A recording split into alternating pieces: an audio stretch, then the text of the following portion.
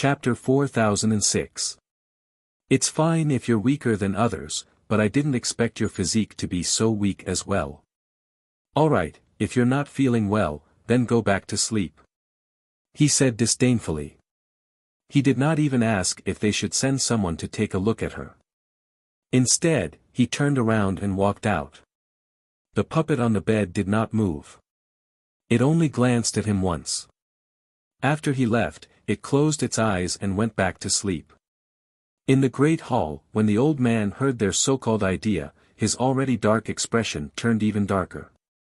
He swept his cold gaze across the crowd and said, "This idea won't work. Use the Heart Sutra to lure that person out.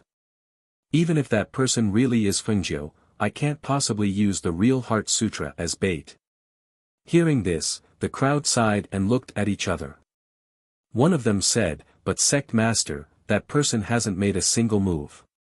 If we don't do anything, are we just going to let her continue to lie in wait?" A bloodthirsty and cold murderous intent flashed across the old man's eyes. He said gloomily, "As long as she's still in the sect, she'll definitely make a move. I don't believe that she'll be able to endure this forever. Furthermore, if that person really is Fengjiu, then she can't possibly continue to lie in wait and not make a move." Hearing this, the crowd looked at him and asked, "What do you plan to do, Sect Master?" The old man paused for a moment, then said, "Doesn't that Fengjiu have a son and a daughter?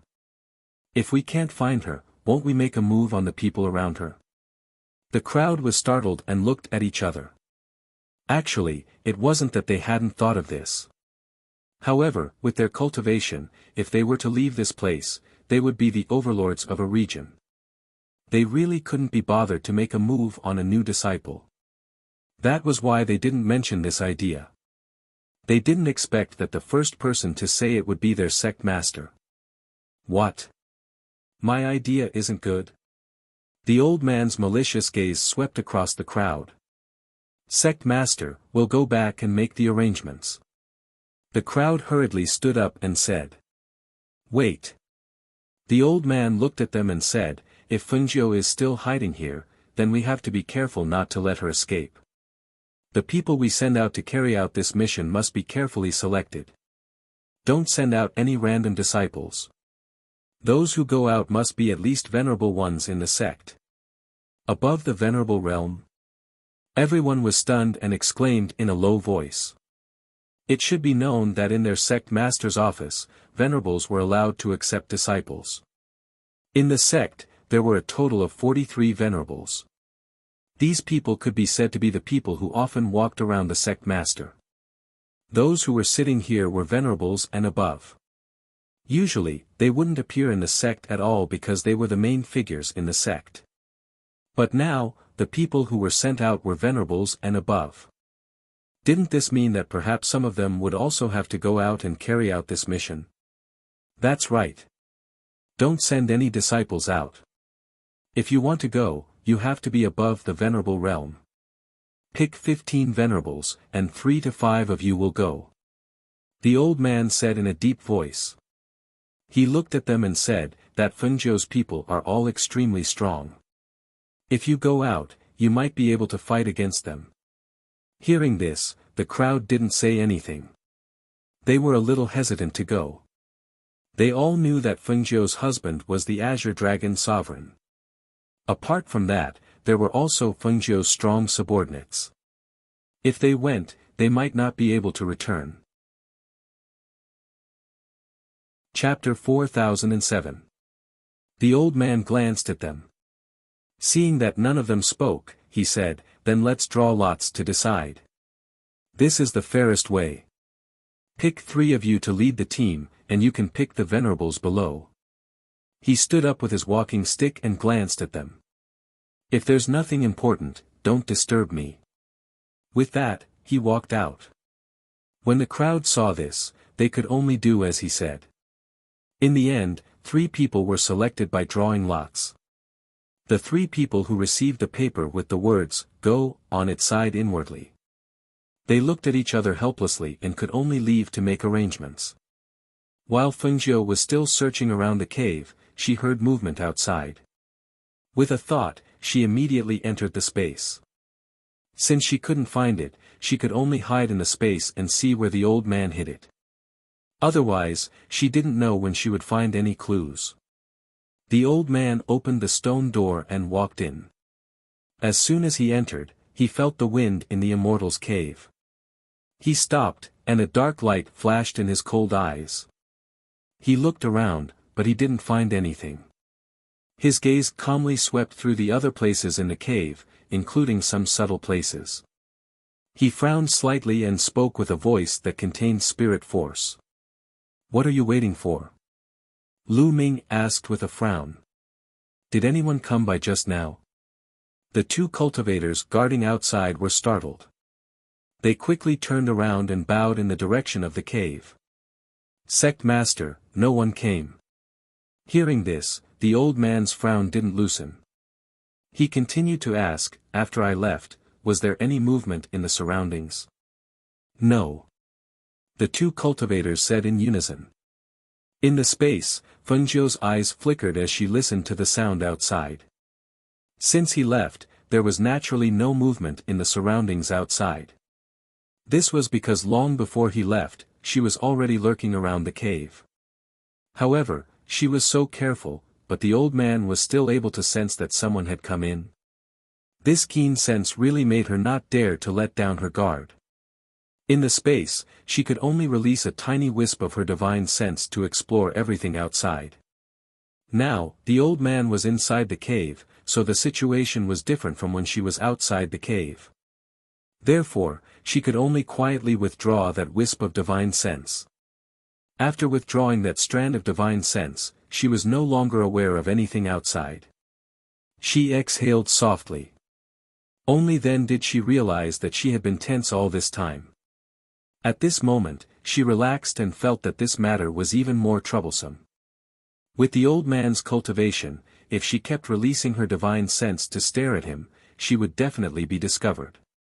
However, if she didn't release her divine sense, she wouldn't know anything. What's more, she couldn't find those two things after searching for so long in the cave. She really didn't know where he hid them. In the cave, the old man opened the door and stood at the edge of the cliff. He looked at the sky outside with his hands behind his back. No one knew what he was thinking. After a while, he took a deep breath and walked down the cliff. Chapter 4008. In the space, Fengjiu's eyes moved slightly. She saw that after the old man sat down, he took out a book from his sleeve. Then, he took out another thick book and a piece of paper. He flipped through the book and translated the scriptures. She quietly withdrew her divine sense and suddenly said, "So the old man hid the things under the cliff?" She patted her head and was a little annoyed. "Why didn't I go down and look for it? Maybe both of them are under the cliff. Master, should we go out and snatch it?" Lao Bai came over and circled around her. Fengjiu glanced at it and said, "Rob. We haven't seen the Saraira yet. If we go out now, we will only alert the enemy. There is no benefit at all. What's more, the old man is very powerful. Master, you are also very powerful. You don't have to be afraid of him. What's more, you have us." White said disapprovingly. Fengjiu shook her head and said, "My strength has not recovered yet. His strength is even stronger than that of Lord Azura and the others. From the momentum that he inadvertently exudes, we can know that this man is not easy to deal with. Master, didn't you say that there is no Lord of heaven and earth in this area? Didn't you say that there are not many experts in this area? If there is an expert at the Divine King realm, why did they leave this area alone?" Tun Yun, who was lying on the side, asked. Hearing this, a thoughtful look appeared on Feng Jiu's face. "Yes. It's really strange. When we first arrived, we didn't meet any experts, let alone the existence of a Divine King realm expert. However, when we came to this area, we accidentally met Lord Azura and the master behind the auction. Both of them are at the Divine King realm, but they are not at the peak. She paused and said, "It's one thing for the people in the myriad Buddha's sect to not fight for the Saraira, but the master of this hidden sect is obviously very powerful. Why is he willing to live in seclusion? Since he is living in seclusion, why does he try so hard to rob the Saraira and Heart Sutra of the myriad Buddha's sect? What is he trying to do?" After a while, she once again released a strand of divine sense. Perhaps it was because the other party was focused on the translation, or perhaps he was confident that it was impossible for anyone to remain undetected right under his nose. Therefore, when Fengjiu released that strand of divine sense, the other party did not detect it. She stayed there until midnight. Only then did the old man who was focused on translating put away the item, opened the door, and walked out. This made her even more certain that the Heart Sutra was hidden below. However, the other party did not go out after coming back. For 2 days in a row, he did not come out, which made her a little anxious. The puppet in her room could only last for 7 days. If she did not return after 7 days, it would be troublesome. In the space, she had found out the whereabouts of the Heart Sutra, but she had never seen the old man take out the Saraira. On the other side, in the courtyard. The man surnamed he walked out of the room and could not help but look at the room opposite. The door had been closed for several days. Was the man surnamed Ruan dead or still lying in bed? Thinking of this, he went forward and knocked on the door. "Junior brother Ruan, how are you? Have you recovered?" Chapter 4009. Senior fellow apprentice he. The man surnamed he was startled. After taking a closer look, it seemed that there was no big problem, so he waved his hand and said, "It's good that you're fine. Anyway, I've taken 3 elixirs from you.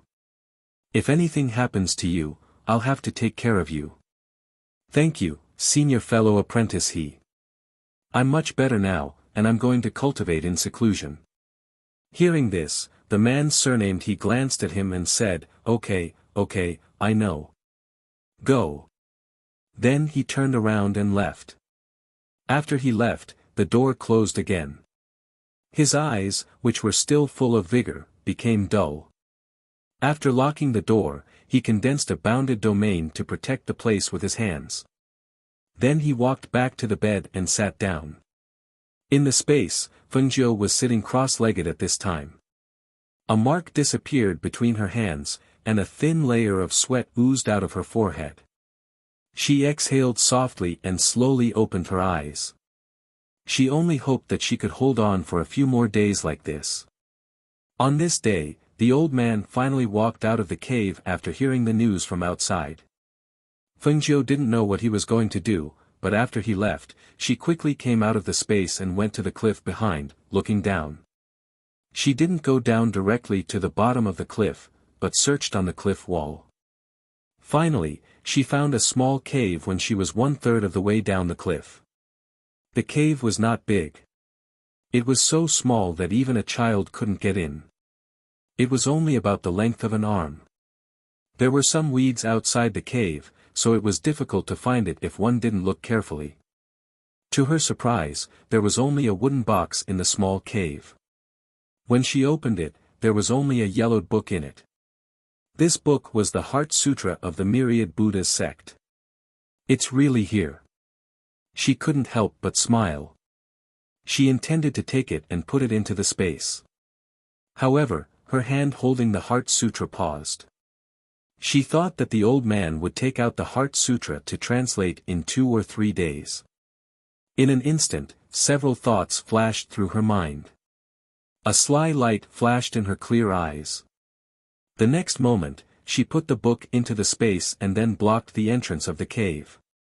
On the other side, the old man arrived at the main hall, and when he saw the solemn expressions on everyone's faces, he asked, "What happened now?" Everyone looked at him, paused for a moment, then said, "Sect Master, the people we sent out yesterday found the whereabouts of Fengjiu's sons. They sent back a message, but until today, there has been no news." Hearing this, the sect master's face instantly turned cold. As soon as he released his sinister aura, the atmosphere in the hall turned cold. No one dared to say a word. They just frowned and held their breaths. Are you saying that they're all dead? The old man's cold voice was bloodthirsty and ruthless. His sharp and cold eyes stared at them as he shouted in a deep voice, "Speak." As soon as the voice came out, the powerful pressure it contained also spread out. The stern shout shook their hearts, and cold sweat seeped out of their foreheads. They should all be dead. I received a jade message from one of them. At that time, he wanted to ask us for help, but before he could finish his sentence, a middle-aged man said, not daring to look at the sect master. Chapter 40:10. Not to mention the strength of the Venerable Ones, even the strength of the 3 Venerable Ones who led the group was extremely strong amongst them. Yet, they had suddenly vanished just like that. How could they not be shocked and uneasy? It was said that the ghost Dr. Fengjiu was extremely powerful, and there were no weak soldiers under her command. Every one of her subordinates was a powerful cultivator who could stand on their own. A few days ago, they had even sneered at her, thinking that she was just a woman. However, when it happened, their first reaction was shock and unease. The old man was silent. He held his walking stick with both hands and asked, "Has there been any movement in the sect these few days?" "No." One of them shook his head and said in confusion, "This is what we find strange. Logically speaking, that person shouldn't have left yet. However, there's been no movement at all recently. It's as if she's never appeared." Another person hesitated and said, "Could it be that this person isn't Fengjiu, and has already left after we discovered her?" "Impossible. She must still be in there. We just don't know where she's hiding." The old man said with certainty, then said to them, "Don't let down the sect's guard. Search carefully. We must find her." He paused, and a sinister and calculating look flashed across his sharp eyes. He said, "As for how to lure her out, I already have an idea." Hearing this, the people in the hall looked at each other. Then, their gazes fell on the old man. They asked in confusion, "What idea?" "You just need to spread the news that we've caught Fengjiu's son and daughter. When that time comes, do you think she won't appear?" The old man said sinisterly, his eyes filled with calculation. "But we haven't caught her children. In the sect, even children are hard to find." Another person said, feeling that this idea was not very good. "If you don't have children, go out and find them. Bring 2 children back. Who knows, maybe it'll work." The old man stood up and walked forward with his walking stick. He instructed, "Do it as soon as possible." The people in the hall watched him leave and could not help but sigh softly, "This isn't an easy job. If we don't do it well, we'll lose our lives. They're all dead. If we don't stay alert, something bad will definitely happen." One of them said as he looked in the direction the sect leader had left. "I only hope that this matter will be over soon. Then, the sect leader will take out the Heart Sutra for us to cultivate. We'll have our share of life-risking matters. Things like cultivating the Heart Sutra, I think it'll be very difficult for us to have a chance." Another man sneered and walked out with his hands clasped behind his back. After the old man returned to his cave abode, he walked around the cave abode for a while before sitting down to cultivate. He spent 2 days cultivating. After 2 days, he opened the door and looked down the cliff. In the next moment, he leaped down. When he arrived in front of the small hole, he opened the box. When he saw that the Heart Sutra was still there, a rare smile appeared on his face. He picked up the Heart Sutra and went up. After sitting down at the table, he took out something and began to translate and write. When Feng Jiu saw this scene in the space, she couldn't help but reveal a smile. Right now, she only needed to wait. She believed that she would see the results very soon. She only hoped that the results would not disappoint her. Chapter 40:11. Is it like this here? The old man murmured. He looked at the Sanskrit on the Heart Sutra and then looked at the translated words. After confirming it repeatedly, he wrote down the translated words. In the space, Fengjiu smiled slightly. Perhaps Sanskrit needed to be specially learned and translated for them, but for her, who came from the 21st century and was knowledgeable, it was not difficult for her to understand Sanskrit. Therefore, she could easily change the words without leaving any trace. She withdrew that small wisp of divine awareness and sat down in the space. She took out the Heart Sutra beside her and her eyes moved slightly. It was not that she wanted to learn it secretly, but she had memorized all the words in the fake Heart Sutra. After all, even if she wanted to make a fake one, she could not really replace all the contents. She could only mix up the contents. As for the content behind the Heart Sutra, she believed that the old man could not translate it in a short time. Now, the Heart Sutra was in her hand, but where would the Sarira be hidden? After staying here for so long, she only saw the old man take out the Heart Sutra, but she did not see him take out the Sarira. At present, she could not leave for a while, so she closed her eyes and began to practice in the space. Perhaps because she had read the Heart Sutra, the contents of the Heart Sutra naturally jumped into her mind when she was practicing, and her breathing also changed with the contents of the Heart Sutra. She frowned slightly and slowly opened her eyes. She had just read it once, but when she was practicing, her breath and cultivation method also followed the surging of her Heart Sutra. It seemed that there was no change, but only she knew that when she was practicing, the Heart Sutra of the myriad Buddhas sect seemed to naturally replace the Heart Sutra that she was practicing, which also made her practice speed increase rapidly. However, she felt that something was wrong. Her eyes fell on the Heart Sutra beside her. She frowned slightly and a touch of deep thought flashed across her clear eyes. Normally, the Heart Sutra of the Buddhist sect should be a tranquil and peaceful existence, and it would not have the kind of overbearing reaction that overpowered other Heart Sutras. However, when she was practicing, even if she did not think about the Heart Sutra in her mind, the Heart Sutra would silently induce her to practice. Master, what's wrong? Seeing her like this, the ordinary swallow cloud came over to ask. Fengjiu glanced at it and said, "It's nothing. I just feel that there's something wrong with this Buddhist mantra." When Lao Bai heard her speak, he came over and looked at the Heart Sutra. He asked, "What's wrong? Is it fake?" As it said that, it seemed to have thought of something and asked curiously, "Master, will the old man outside find out that the book you burned is fake?" "I won't." Fengjiu smiled and said, "Other than the content, everything else about that book is the same. He won't be able to tell." She picked up the Heart Sutra and casually flipped through it. In her mind, she was wondering why this Heart Sutra was so strange. "Master, what is so strange about this Heart Sutra?" Tun Yun asked. Fengjiu lifted the heart and said thoughtfully, "I don't know if it's my misconception, but this Buddhist Heart Sutra has a demonic nature. As long as you read this Heart Sutra, you will be influenced by it and will involuntarily practice its Heart Sutra."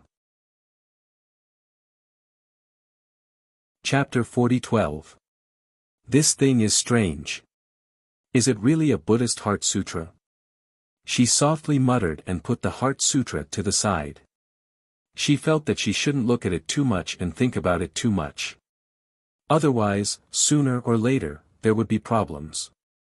That's right, she felt that there was a problem with this Heart Sutra. The problem wasn't that this Heart Sutra was fake, but that there was a problem with this Heart Sutra itself. Another 2 days passed here. Fengjiu, who was in the space, didn't know what was happening outside. In these 2 days, she finally managed to ignore the disturbance of the Buddhist Heart Sutra and calmed her heart to cultivate. At the same time, she was also waiting for the old man to leave the cave. On this day, early in the morning, in a house in the city, Xianyuan Mose was reading a book in the courtyard. At the same time, he was looking at the pair of children who were dancing on the small bed. Every time his cold gaze fell on the 2 children, it would involuntarily turn gentle and doting. When he saw his daughter pulling his son's clenched fist and stuffing it into her mouth, he laughed softly and shook his head. He put down the book in his hand and went forward to carry his daughter out. Are you hungry? As if afraid of scaring his daughter, he asked in a soft voice. Ah. The little one opened her mouth and laughed without teeth. She went forward and leaned on Shenyuan Mo's chest, wanting to find something to eat. The corner of Shenyuan Mo's mouth slightly hooked up. Looking at his daughter, his eyes were full of ridicule. Look carefully. I'm daddy, not mommy. He. The little one giggled and her saliva stained Shenyuan Mo's lapel. Looking at the saliva on his lapel, Shenyuan Mo's heart was very subtle. With his purity, he didn't seem to resist his daughter's saliva. No, it should be said that he didn't dislike it. Because this was his son's saliva, and not someone else's. Qingqing, go prepare some food. Shenyuan Mo looked at Bai Qingqing who was waiting at the side and ordered. Yes. Bai Qingqing responded and walked out. Lang Hua and Du Fan walked in from outside. After glancing at Hui Lang, Ying Yi, and Leng Shuang, they bowed to Shenyuan Mo. Yama Lord. How is it? Shenyuan Mo asked as he held his daughter's hand. I've investigated thoroughly. Those people are from that hidden sect. However, after this incident, they didn't send anyone else. I don't know what they're up to. Du Fan said as his gaze fell on Shenyuan Mo. Shenyuan Mo looked up at them and asked, Did your master send you any news? No. The two shook their heads. After a pause, Leng Hua said, Yama Lord, should we go and help our master? According to what we've heard in the past 2 days, the strength of the master of this hidden sect is unfathomable. I'm afraid that with our master's current strength, it'll be difficult for her to resist. If something really happens, she'll be alone outside without anyone to help her. Shenyuan Mo's gaze fell on his daughter in his arms and his eyes flashed. It wasn't that he didn't want to help her, but he knew that she valued her own safety more than the safety of her 2 children. If he went and handed the children over to them, not to mention her, even he wouldn't be at ease. After remaining silent for a long time, he said, This area is filled with all sorts of people, and there are many experts that are unknown to the world. Since that's the case, let's borrow their strength and wipe out this hidden sect. Chapter 40:13. Shenyuan Mo raised his eyes and looked ahead. His deep voice was filled with pressure as he slowly said, In the name of the ghost Dr. Fengjiu, I send out a hero's invitation and invite the experts of this region to come forward and help. Their hearts trembled as they recalled the scene of their master using the name of the phoenix Dr. Fengjiu to invite experts from all over the world to help during the great battle back then. However, the situation today could not be compared to that time. If they sent out a hero's invitation, wouldn't it be too? Thinking of this, Leng Hua and Du Fan looked at each other. Then, Du Fan opened his mouth and asked, Yama Lord, compared to the battle back then, this hidden sect today can only be said to pale in comparison. It's not worth mentioning. In fact, with our strength, we can destroy this hidden sect on our own. If we use the name of the ghost Dr. Fengjiu to summon experts from all over the world, wouldn't we be thinking too highly of this hidden sect? No. After he placed his daughter back on the small bed, he stood with his hands behind his back and looked at them. I'm not doing this just to destroy that hidden sect. I'm taking advantage of the situation and paving the way for Audiobook. He walked as he said, This region is not under anyone's control yet. Since that's the case, if she accepts it, it will only be beneficial for her. And right now, there is such an opportunity. Hearing this, they finally understood. So this was his plan. However, if we send out a hero's invitation, the news will spread to those hidden sect experts. It will probably take a lot of time and they won't be able to help master at all. As Leng Hua spoke, he looked at Shenyuan Mo and said, There's one more thing. I'm afraid that these people will come with ill intentions and fish in troubled waters. Shenyuan Mo nodded and said, So you have to arrange and keep an eye on these things. We need to use them when the time comes to wipe out the reclusive sect.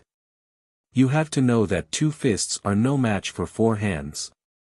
We don't have many people with us, while the other side is only 1 sect.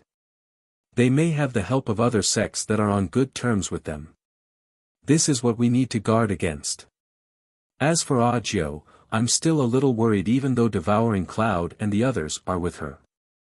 I sent the Fire Phoenix to check on the situation the day the people from the hidden sect sent people to deal with us. Hearing this, everyone was stunned.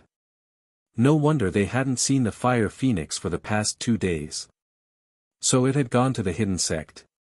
That was good too. It could transform into a small bird and wouldn't attract attention. It was also strong. If it went to the sect and found its master, it would definitely be able to protect her. That monk has been staying in the house all this while. Xianyuan Mose asked as he looked at the 2 of them. I've been here the whole time. I didn't go out, Ling Hua said.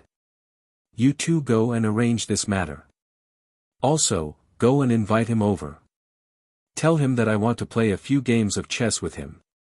Xianyuan Mose said and motioned for the 2 of them to leave. Yes. The 2 of them answered and left. Bai Qingqing brought the food over. Hui Lang quickly stepped forward and said with a smile, Master, if you play chess with that monk, I'll help feed the little masters. Looking at the 2 little masters' white and tender adorable appearance, he was extremely fond of them. However, these 2 little fellows did not like him very much. When they were carried by him, they would either cry or make a fuss. Otherwise, they would pee all over him. In fact, he was also very helpless. Xianyuan Mose glanced at him and said, Go. After you're full, coax them to sleep. Chapter 40:14. Not long after, the monk walked in slowly. He put his palms together and bowed to Xianyuan Mose, Greetings, benefactor. Master, please take a seat. Xianyuan Mose gestured. He had already set up the chessboard. Leng Shuang served 2 cups of hot tea and then retreated to the side. The monk slowly walked forward and sat down. When he heard the 2 children's giggling, he looked sideways. He saw that the 2 chubby children were being fed in their arms. There was a smile on their delicate faces. There was only joy and carefree in their pure eyes, as well as curiosity about the world. Seeing this, he sighed softly in his heart. He shook his head secretly and withdrew his gaze. He murmured Amitabha in his heart. Xianyuan Mose's gaze fell on him. He saw that after he sat down, he looked at the 2 children. When a trace of pity flashed in his peaceful eyes, a deep light flashed in his eyes. His deep black eyes glanced at the pair of children and then fell on the monk. There was a trace of thoughtfulness on his face. The monk looked at the 2 children with a strange gaze. That feeling made him a little unhappy and a little uneasy. His and Aju's children were dragons and phoenixes among men from the moment they were born. From the moment they were born, their starting point was far higher than many people in the world. When they were born, they were blessed by experts from all over the world. In addition, the 2 children were also cute and had their own characteristics. But why was the monk looking at them with pity in his eyes? He retracted his gaze and hid the expression in his eyes. He picked up the tea beside him and took a sip. Then, he asked casually, Master, you've been living with us for a while now. What do you think of our son and daughter? Hearing this, the others in the courtyard were a little confused. What about their little master? He was naturally a proud son of God, a dragon and phoenix among men.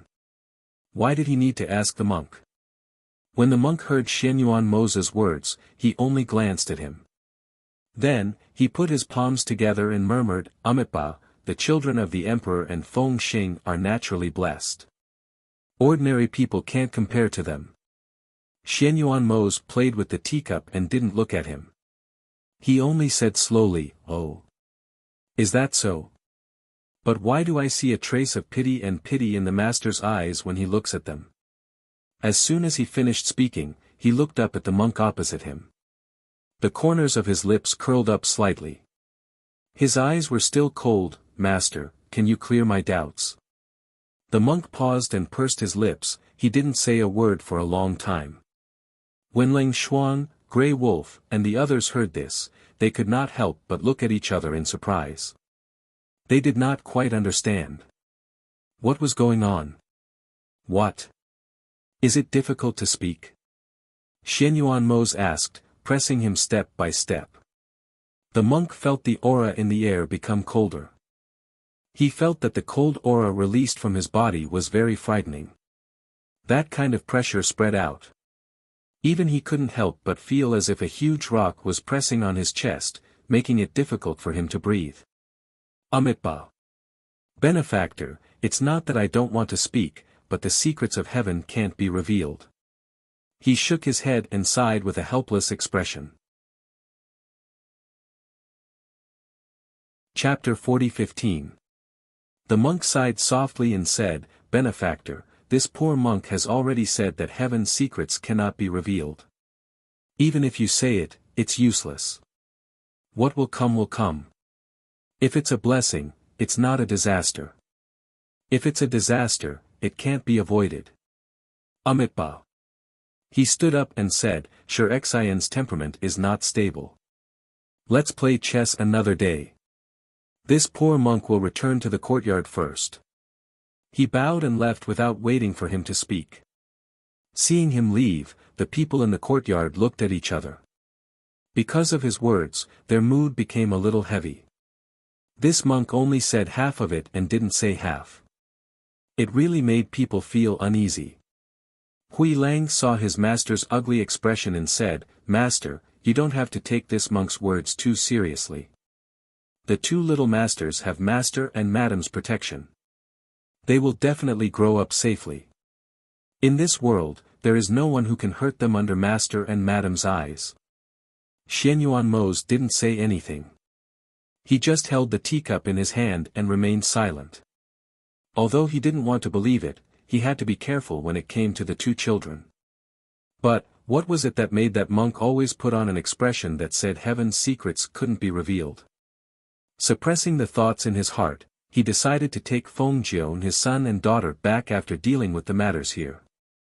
As long as Fengjiu became the master of this world and opened a path to immortality in this heaven realm, it would be able to lead to the world where they originally lived. This way, it would be much more convenient for them to travel back and forth in the future. At this time, Fengjiu, who was in the sect space, didn't know what was happening outside. She was in the middle of cultivation. Today, after she restrained her spiritual aura, she slowly exhaled and opened her eyes. Ever since she was injured that year, her strength had regressed and increased again. Because she didn't use pills to increase her strength, every step of cultivation was more difficult than before. This was because her opponent this time was the sect master of the hidden sect. That old man's strength was somewhat unfathomable. She hoped that her strength could increase a little more, so that she would not be at a disadvantage when the time came. However, her recent cultivation had only allowed her strength to reach the peak of the immortal emperor realm. She was still unable to reach the heavenly god realm. If it was anyone else, perhaps she would not be too worried. However, her opponent was the old man. She was a little uncertain. Faintly, she felt that if the monk had said that she would face a bloody calamity on this trip, it should have happened in this sect. Even so, she had to get the Saraira, return it to the myriad Buddha's sect, and put an end to this matter, even if she had to risk a bloody disaster. After suppressing her thoughts, she released a strand of her divine sense to check outside. She saw that the old man was still sitting cross-legged in the cave and cultivating. She sighed in her heart. If the old man didn't go out, it wouldn't be good for her to go out either. And that Saraira, where did he hide it? She had been keeping an eye on the cave for the past few days. It could be said that there were no hidden compartments in the cave residence. The Saraira could not be placed outside the cliff behind the stone door. Then, where could it be? She calmed down and thought, if it was her, where would she hide the relic? Chapter 40:16. However, if she couldn't keep it on her body and couldn't hide it in a cave, then she could only keep it under her nose, a place that could make her feel at ease. As soon as this thought flashed through her mind, her heart moved. Under her nose, a place that could make her feel at ease. There weren't many places like this, and the scope of her search had been reduced by a lot. Her gaze followed the strand of divine sense and looked outside. Her gaze fell on the old man who was cultivating. After sweeping a circle around him, she looked at a place 1 meter away from him. When her gaze swept past him, she saw that there were very ordinary things around her. There was no place to hide anything. Just as she was feeling puzzled, she suddenly saw the old man open his eyes. He seemed to have noticed something and glanced around. At that moment, she immediately stopped her divine sense and watched quietly without moving at all. The old man frowned and looked around. He pursed his lips and stood up. He brushed his robe and walked out. With a move of his hand, he used his spirit force to draw the walking stick from the side of the wall into his palm. Then, he supported himself with the walking stick and walked out step by step. Looking at this scene, Fengzhou's eyes narrowed.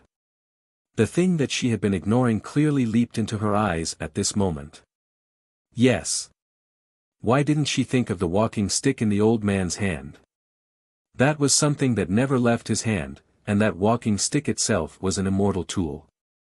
Could the relic be hidden in that walking stick?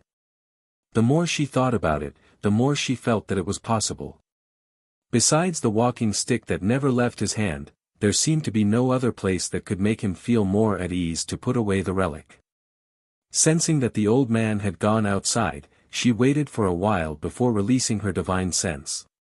After detecting that he was no longer outside the cave, she walked out of the space in a flash. Her gaze swept around the cave, paused for a moment, and then quietly walked out. However, just as she walked out of the cave, a fierce wind blade formed into a stream of air and suddenly attacked her from the side. The monstrous murderous aura contained in it was extremely terrifying. Almost at that moment, all the hair on her body stood up. Her body reacted instinctively and quickly retreated. At the same time, her palm condensed a stream of air and attacked it. Hoo! Bang! The fierce airflow made a whistling sound, and the powerful airflow pressure in the air was released at that moment. The collision of the two forces was like two thunderbolts striking each other, making a loud bang. The spiritual chi airflow visible to the naked eye was like water ripples in the air, spreading outwards. The fog in front of the cave was swept away by this stream of air. The two people outside were faintly seen being sent flying by the powerful stream of air. They let out miserable cries and fell to the ground for a long time without any movement. Ghosts, Dr. Fengzhou's good. No wonder I've always felt that someone's eyes. You've been hiding in my cave for a long time. You're really bold. His sinister voice was filled with murderous intent. The pressure of an expert had already been released the moment they exchanged blows. Now, it filled the air, forming a powerful airflow that prevented people with lower strength from getting close at all. Chapter 40:17. Your vigilance is not bad. I've been hiding for so long, yet you were still able to discover me. You were able to determine my identity with a single sentence. You're definitely not simple. As Fengzhou spoke, her gloomy gaze fell upon the old man. When she thought of the sudden attack, a cold light flashed across her eyes. If she had not dodged quickly, she would have been lying on the ground and waiting to be slaughtered. This old man was the only person in the entire hidden sect that she was wary of. She never thought that the two of them would meet under such circumstances. The other party's chi concealing technique had been cultivated to the point of perfection. Even she had not been able to detect him hiding outside. He was truly not simple. The old man's eyes were gloomy as he stared coldly at Fengzhou, whose face was covered by a black cloth. That cave dwelling is only so big. It's impossible for anyone to hide inside. So, where did you come from? The corners of Fengjiu's lips curled up. With a move of her hand, a green sword appeared in her hand with a whoosh. The sharp sword, which was suffused with a green light, surged with spiritual energy, and the sword chi whistled out. Her clear and cold voice sounded from her mouth. This, you don't need to know. As soon as her voice fell, her body technique swept out like a ghost. Her extremely fast body technique made it impossible for anyone to see her moves clearly. All they could see was a green light sweeping out. In the blink of an eye, it transformed into several green lights that attacked the old man. Her aura was fierce and unstoppable. Whoosh! Whoosh whoosh! The old man immediately used the walking stick in his hand to block the attacks.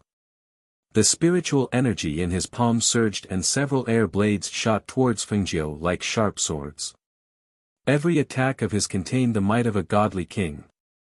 It could be said that once his powerful aura surged, it enveloped the entire mountain. As the two of them exchanged blows, the other people in the hidden sect noticed the commotion and rushed over almost immediately. However, before they could get close, they were stunned by the powerful aura that enveloped the main peak. This aura, we can't get close at all. A middle-aged man exclaimed. His face was filled with shock. Even if they wanted to see what was going on, they could not get close at all. This is the pressure of a God-King expert, as well as an ancient pressure. An old man frowned and said. He looked at the scene on the main peak in the distance and sighed, Fengjiu is really here. The other person's expression changed slightly as he said, but, she appeared before the sect leader even asked us to do what we were told to do. Wouldn't the two children who were already sent to the sect be of no use? A beautiful woman with a lock of hair said with a cold smile on her beautiful face, that's hard to say. The people next to her heard her words and couldn't help but look at her. They asked in confusion, what's wrong? Do you have any good ideas? The beautiful woman sneered as she watched the battle on the main peak. Because they were quite far away, they could only see the two streams of air fighting, but could not see the figures of the other party. Therefore, she said, let's wait for a while. Based on the sect leader's strength, she shouldn't have lost to Fengjiu. Moreover, didn't they say that her strength had fallen greatly? As he spoke, a loud rumbling sound spread out from the main peak, and then countless astral swords collided with the airflow, causing the surroundings of the main peak to be smashed into pieces, and trees fell one after another. Chapter 40:18. Two figures, one gray and one black, rose into the air from the airflow. Their attacks were so fast that even the disciples could not see their moves clearly. After the two exchanged more than a dozen moves, they were both knocked back by a heavy blow.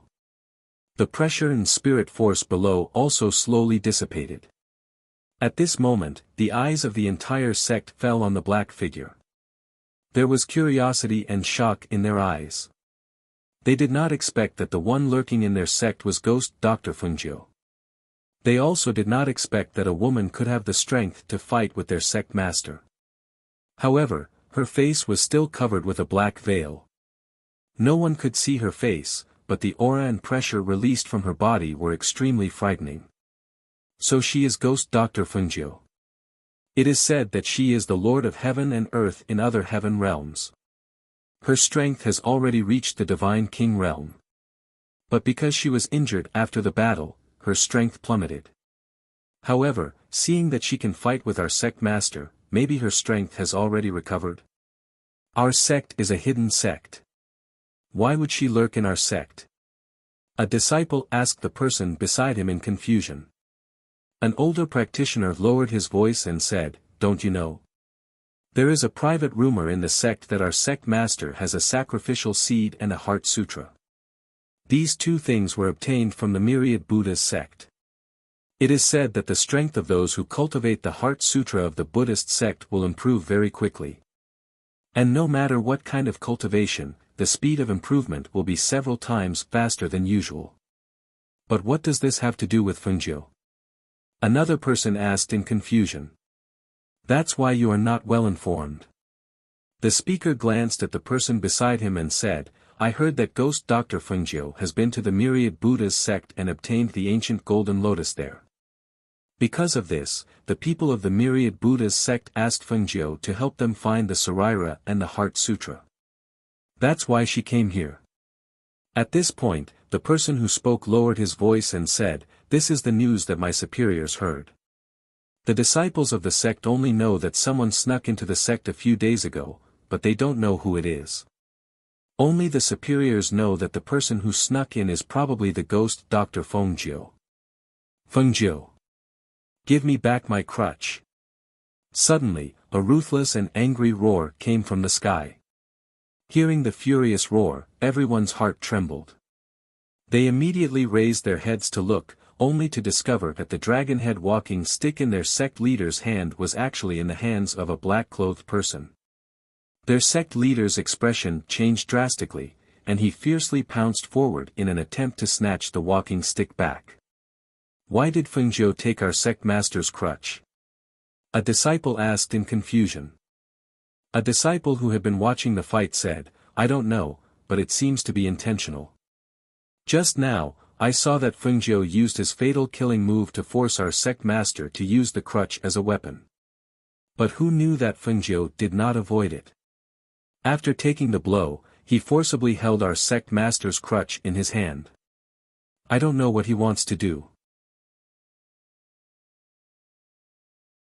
Chapter 40:19. At this time, a young disciple at the side listened to their conversation for a while, but didn't understand. Thus, he asked, Senior brother, who is this ghost Dr. Fengjiu? Where did she come from? How come I've never heard of her before? When the man at the side heard this, he glanced at him and said, I've never heard of this ghost Dr. Fengjiu before, but recently, there have been rumors about her outside. Moreover, the upper echelons of the sect all know about her origins. It's said that she's the Lord of heaven and earth from another heaven realm, and is very powerful. He paused, then continued, Do you still remember the strange phenomenon that appeared in the sky? It said that Fengjiu's child was born, and the sovereigns of various realms congratulated her across the sky. It was also from then on that some experts knew that ghost Dr. Fengjiu came to our side, and news about her quietly spread. Why are you still talking about this? Look, there's another fight over there. When a disciple at the side heard the two's words, he used his elbow to nudge the person beside him, indicating for them to look at the battle in the sky above the main peak. The two looked over and saw two figures fiercely fighting in the sky.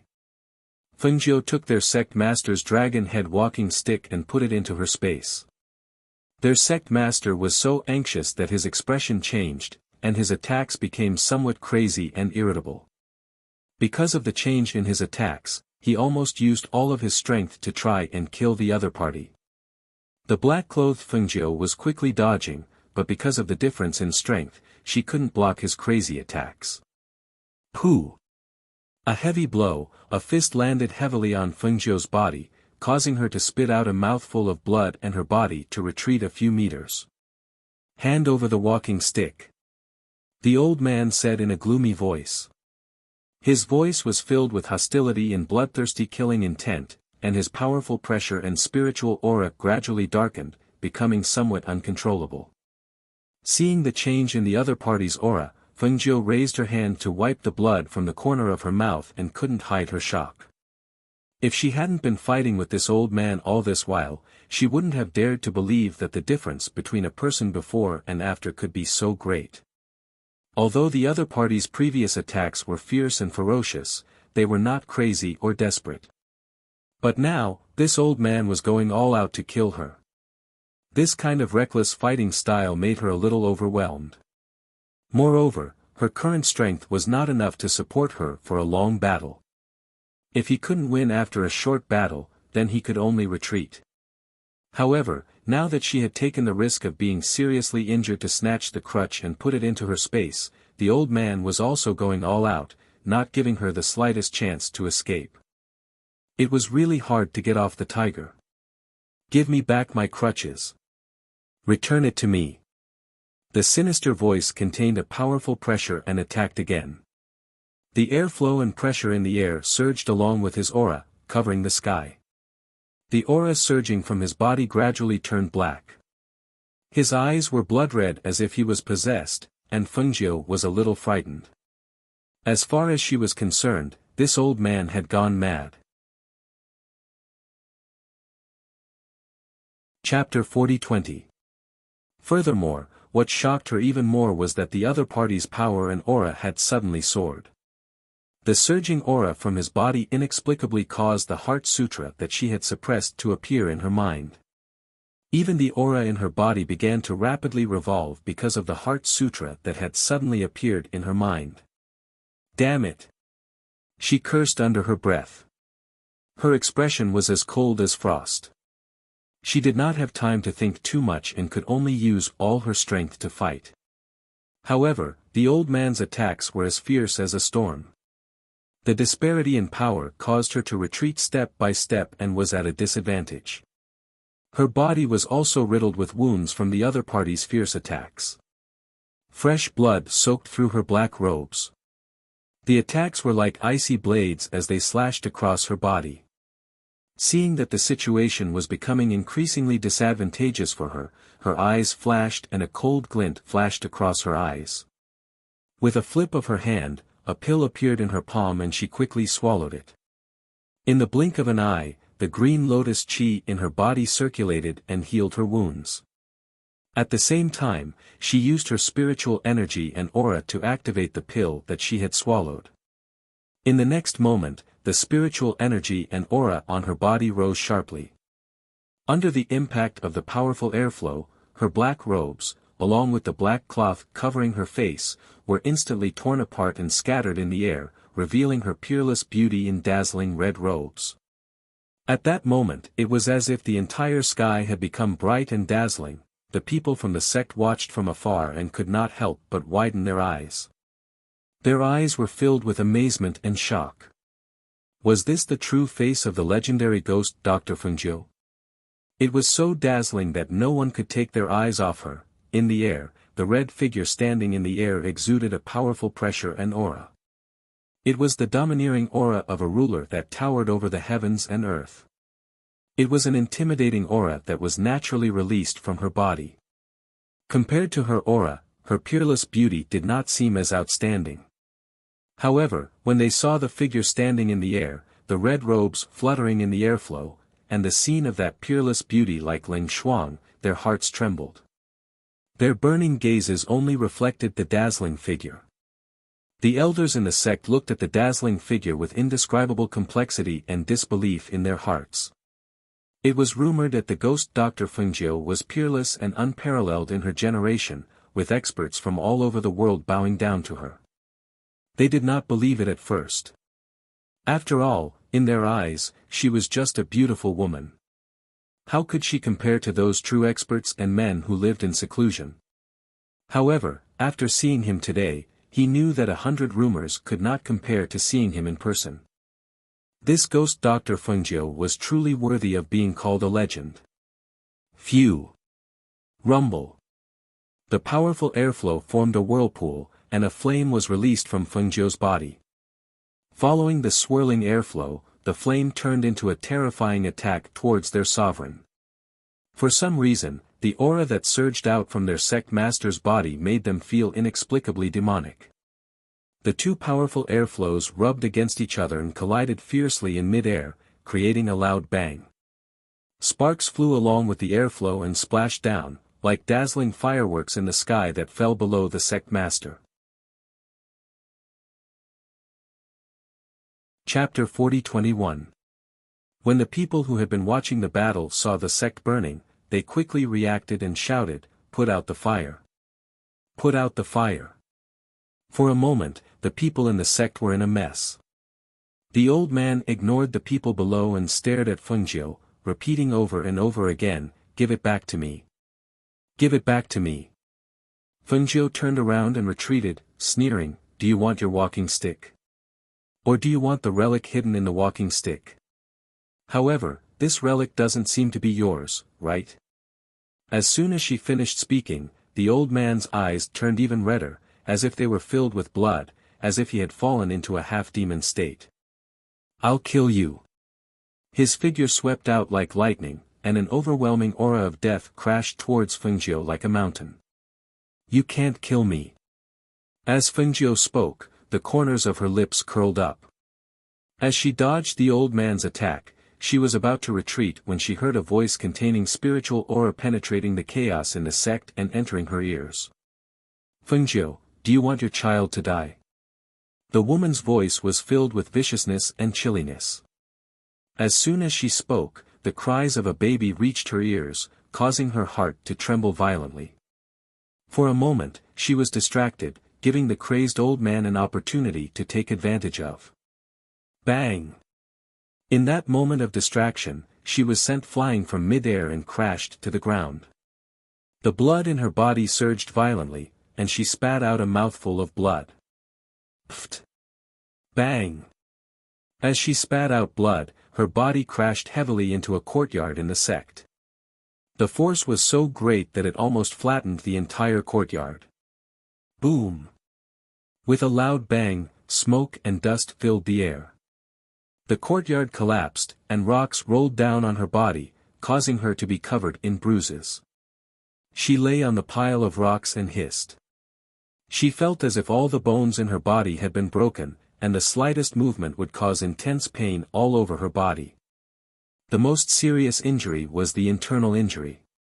She knew that this injury had damaged her internal organs, and she could not move. "Hand over your life." The old man in the air gathered a powerful chi in his palm and blasted it towards the pile of rocks below, intending to kill Fengjiu. However, right at this moment, the cry of a phoenix resounded from the sky. The sharp and shrill cry of the phoenix contained a powerful ancient pressure that pierced into everyone's ears, causing everyone in the sect to cover their ears and howl in pain. They looked up into the sky, only to see a huge fire phoenix covered in flames descending from the sky. It flapped its wings, raised its head, and let out a cry. It swooped down from the sky at an extremely fast speed, using its wings to block their sect master's attack towards the pile of rocks.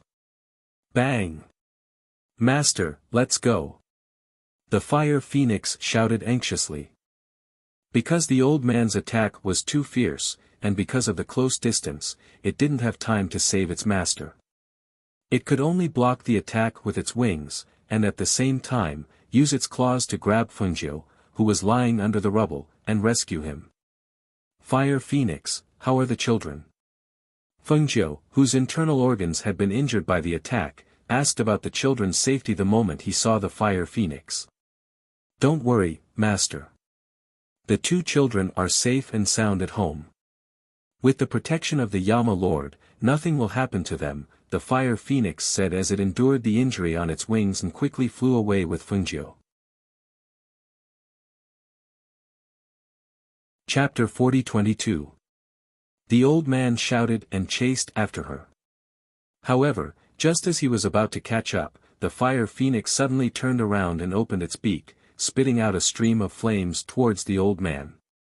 The old man was forced to retreat, but when he chased after her again, he saw that the woman and the bird had already disappeared into the distance.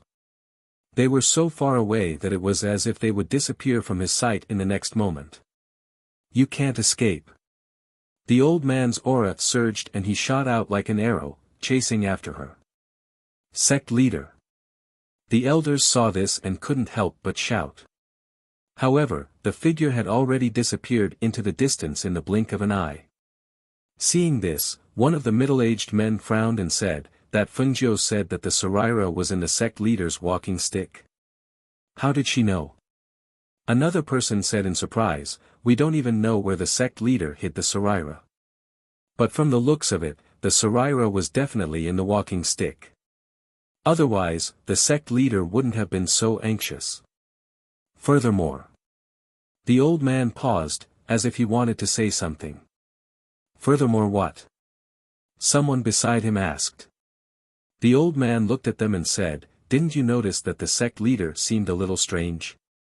We don't practice the demonic arts, but the sect leader's spiritual aura seemed to be somewhat demonic.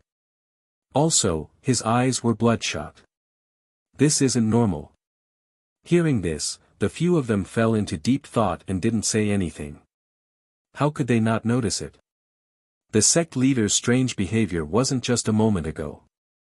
Recently, his temperament had been irritable and his aura was always gloomy. They knew this but didn't dare to say it out loud. After a long silence, one of them said, "Do you think the sect leader can take the Saraira back from Fengjiu?" "It's hard to say." The middle-aged man said, "Fengjiu's strength really isn't at the level of a god king like the rumors say. It seems like her strength has fallen during the battle back then. If it weren't for her contracted beast saving her earlier, she probably would have died to the sect master's palm." Sigh. One of them sighed softly and shook his head. "What's wrong? Why are you sighing?" Several people asked, looking at the person who was sighing. That person looked at them and said, "Perhaps you don't know, but I've heard that this Fengjiu is the destined star of the phoenix and is blessed with great fortune. Even if she dies 9 times out of 10, she'll still have a lifetime. Moreover, all those who go against her don't have a good ending. Today, she didn't die here, so I can't help but worry for the future of our sect." Hearing this, the group fell silent. They looked down at the fire burning in the sect. Seeing that the fire wasn't extinguished even with sand, their expressions became serious. This fire is constantly being extinguished. If this continues, I'm afraid the entire sect will be burned to a pile of ruins in the end. The middle-aged man glanced at it and said, "This fire is the natal heavenly fire. Other than Fengjiu himself who can extinguish it, very few people can extinguish it. The only thing we can do now is to prevent the fire from spreading and completely isolate the burning area. Once everything is burned, the fire will naturally die out." Chapter 40-23. When the others saw this, they immediately joined in to help extinguish the fire. On the other side, the fire phoenix was escaping with Fengjiu. It dived down and flew far away. However, one of its wings was injured. It could fly for a short period of time, but if it flew for a long time, its speed would naturally slow down. "Let me down," Fengjiu said as she caught her breath. The green lotus chi in her body was healing her internal injuries. However, the green lotus chi was slightly weak and the speed of recovery was not as fast. "Master, he's still chasing after us. If we stop now, he'll definitely catch up," the fire phoenix said anxiously. It did not stop and continued to fly. Fengjiu panted. She felt that she could not muster any strength. She was being held by the fire phoenix in midair. Her arms and legs hung limply, allowing the wind to blow past her cheeks and hair. "Your wings are injured. If we continue to fly, he'll catch up. Go to the dense forest below. There are trees there to cover you so you'll be less of a target," she said with some effort, trying to see if she could hide in the space. However, with a thought, her spiritual energy fluctuated and cold sweat seeped out from her forehead. "Master, you can't enter the space?" the fire phoenix asked. "After that attack, it's already good enough that I'm still alive," Fengjiu smiled bitterly. "Now, don't talk about entering the space, I can't even circulate my spiritual energy." The fire phoenix heard this and asked anxiously, "Then what do we do? If we can't hide in the space, he'll find us sooner or later even if we go down." "Don't worry, I'll be fine. As long as I rest for a while, the green lotus chi in my body will automatically heal my injuries. As long as I can recover, I'll be able to hide in the space with you." She was panting slightly. As she spoke, her injuries were aggravated and her face became paler.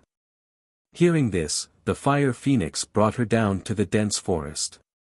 When they reached the bottom, the fire phoenix said, "Master, you rest here. I'll lure him away." "Wait." Fengjiu pulled its leg and said, "Don't go. Let Devouring Cloud and the others go. Its wings were injured. If it went, it might not be able to escape." The fire phoenix paused for a moment, glanced at her injured wing, and said, it's fine, master. I'll go. Ask Devourer Cloud and Senior White to guard you. That person will only chase after me if I lure him away. Only then will I be able to buy more time for master.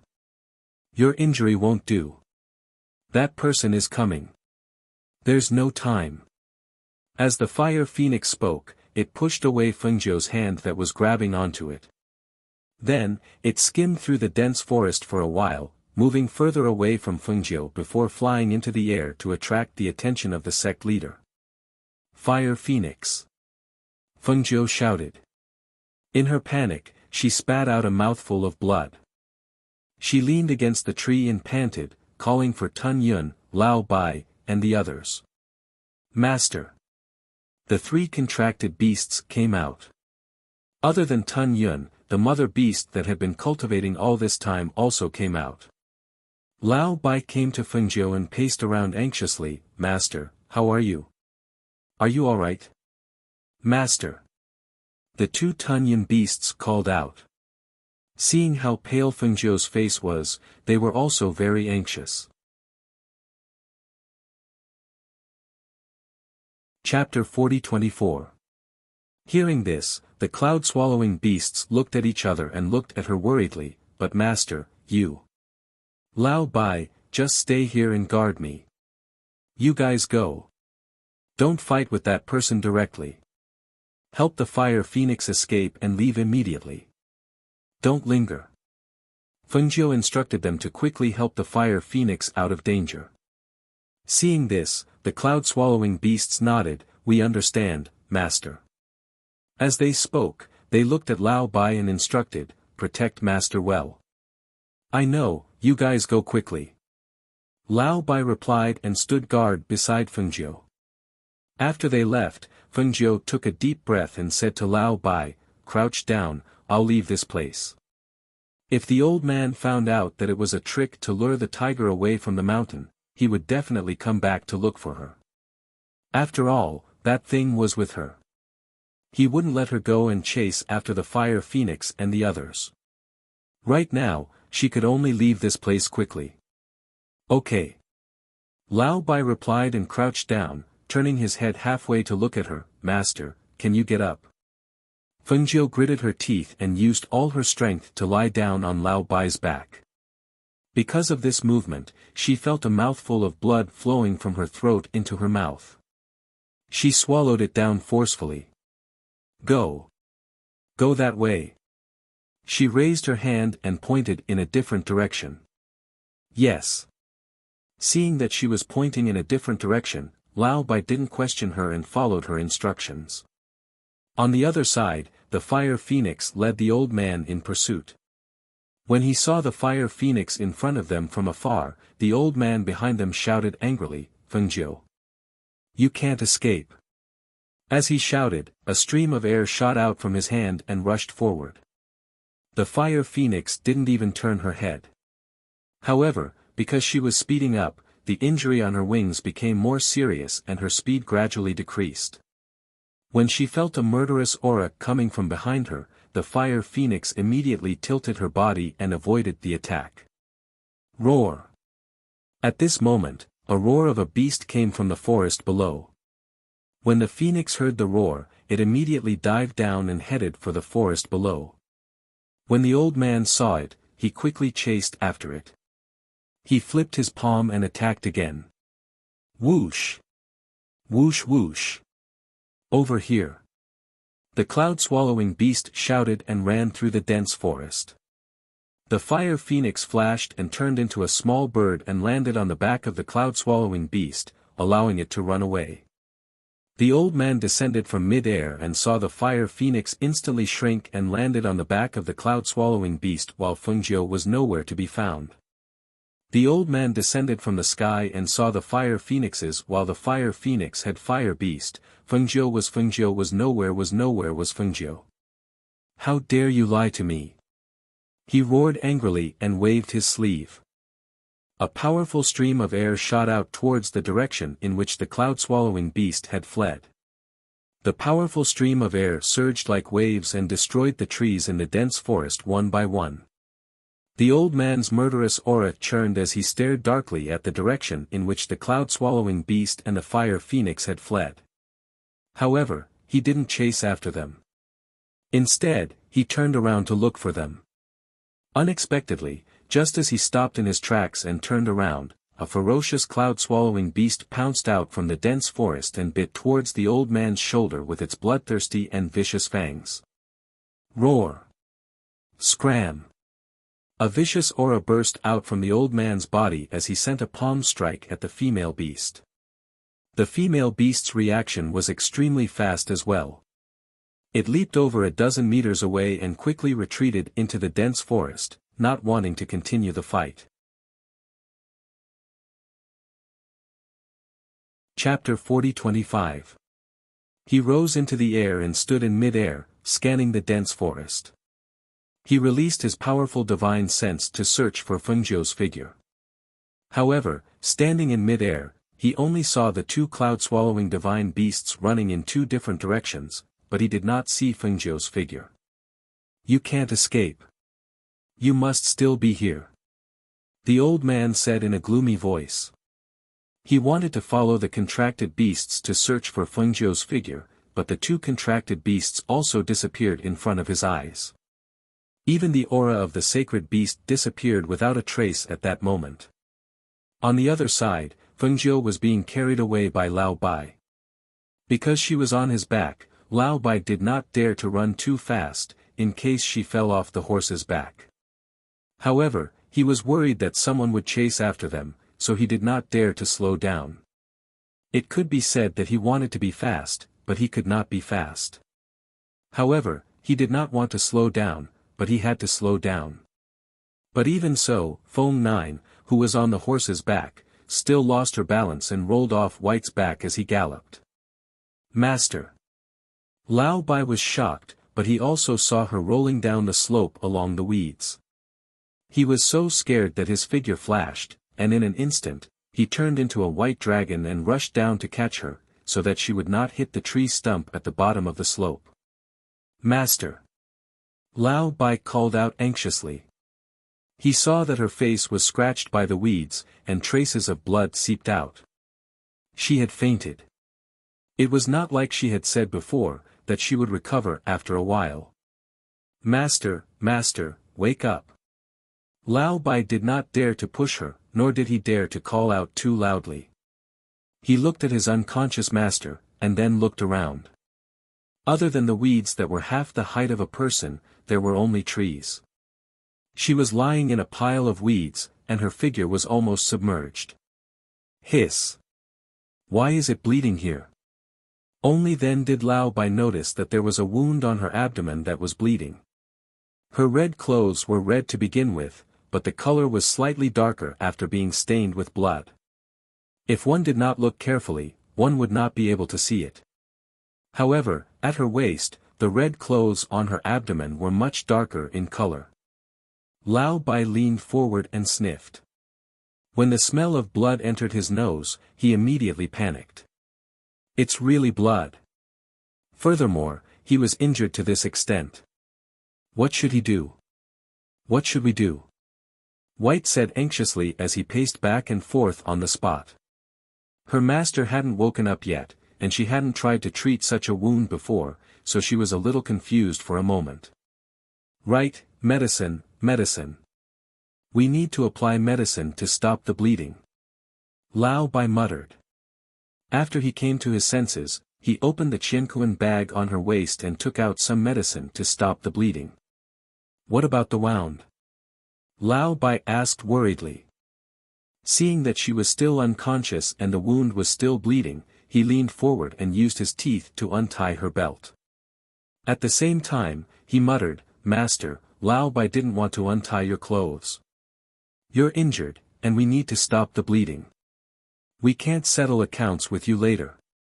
Fengjiu, who was unconscious, was naturally unable to respond to him. Therefore, she did not know that Lao Bai had gasped when he saw the wound on her abdomen. He took a few steps back and looked at the scene in shock.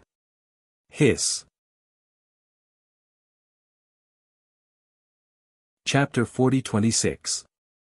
He saw that her white inner clothes had been dyed red. What shocked him the most was that he could faintly see a sharp stone blade piercing into her abdomen. Blood was seeping out from there. When did you get hurt? Why didn't you say anything? Master? Master? Lao Bai called out in a trembling voice, but he did not dare to call out too loudly for fear of attracting that person. He could only open the hemostatic bottle with his trembling teeth and sprinkle the medicine inside on her wound. This won't do. She'll die if this goes on. That stone has to be removed, but I can't. He anxiously circled Fengjiu, unable to think of a way. What should I do? What should I do? He walked around anxiously. There was no one here, and his master was unconscious. What should he do? If this dragged on, even if she was not killed, she would definitely bleed to death.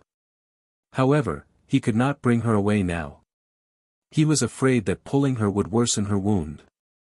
He exhaled 2 breaths of air from his nostrils in annoyance. Finally, he thought for a while and went to Fengjiu's side, shouting, "Little tiger, come out. Come out quickly." In the space, the white tiger turned into a ray of light and flashed out. It rarely came out. When it saw Fengjiu unconscious and covered in blood, its eyes immediately shone with a fierce light. How did Master get hurt like this? Don't talk about it. Let me tell you, Master's injury is very serious. There's a sharp stone blade piercing into her abdomen. You stay here and guard. I'll go and see if there's anyone nearby. It's more important to get that thing out of Master's wound first. As Lao Bai spoke, he looked around. In the next moment, a ray of light flashed and rolled around not far away. He brought back a pile of weeds to cover Fengjiu. He instructed the white tiger to guard its master and then quickly scurried away. The little white tiger from back then had now grown into a majestic figure. It shrunk its body and guarded Fengjiu's side. It stared at everything around it vigilantly, waiting for its companions to return. This place was at the bottom of a hill in the dense forest and was covered by weeds. It was a good place to hide, and for the time being, this place was considered safe. Some distance away, a figure dressed in a manservant's clothes was squatting by the stream and washing her hands. After washing her hands, she took out a water bag from her space and filled it with water. She seemed to be in a good mood and sat down on a rock by the stream while humming a tune. She took out the herbs she picked from the space and cleaned them. Counting them one by one, she murmured, "This should be enough for a long time." After putting away the items, she rested her chin on one hand and stared at the stream. She thought to herself, after walking for so many days, I wonder if he's searching the entire city again. Should he go back or not? Thinking of this, she frowned and there was a struggle in her eyes. Just as she was about to stand up, suddenly, a gust of wind came from behind her. Then, something seemed to hit the back of her head. She only felt a pain in her head, and then her vision turned black and she fainted. Lao Bai glanced at the unconscious human with some disdain. He knew at a glance that it was a woman, but she was dressed in a manservant's clothes. Her face was so dark that he couldn't see her face clearly. He didn't know who she was, but he had no other choice. Chapter 40-27. Lao Bai tossed the person onto the ground and said, "Master is injured, and there's something on the wound that needs to be removed. I'll capture this human and let her treat Master's wound." When it heard this, the white tiger still stared vigilantly at the unconscious human and asked, "What if this human takes advantage of this opportunity to harm Master?" Lao Bai glanced at the unconscious human and said, "With the 2 of us here to keep an eye on her, she wouldn't dare to harm Master even if she had 10 times the courage." As it spoke, it transformed from the white dragon into its horse form and used its hoof to push the unconscious human, "Wake up, hurry up and wake up." When she felt someone pushing her, the woman on the ground gradually regained consciousness and opened her eyes.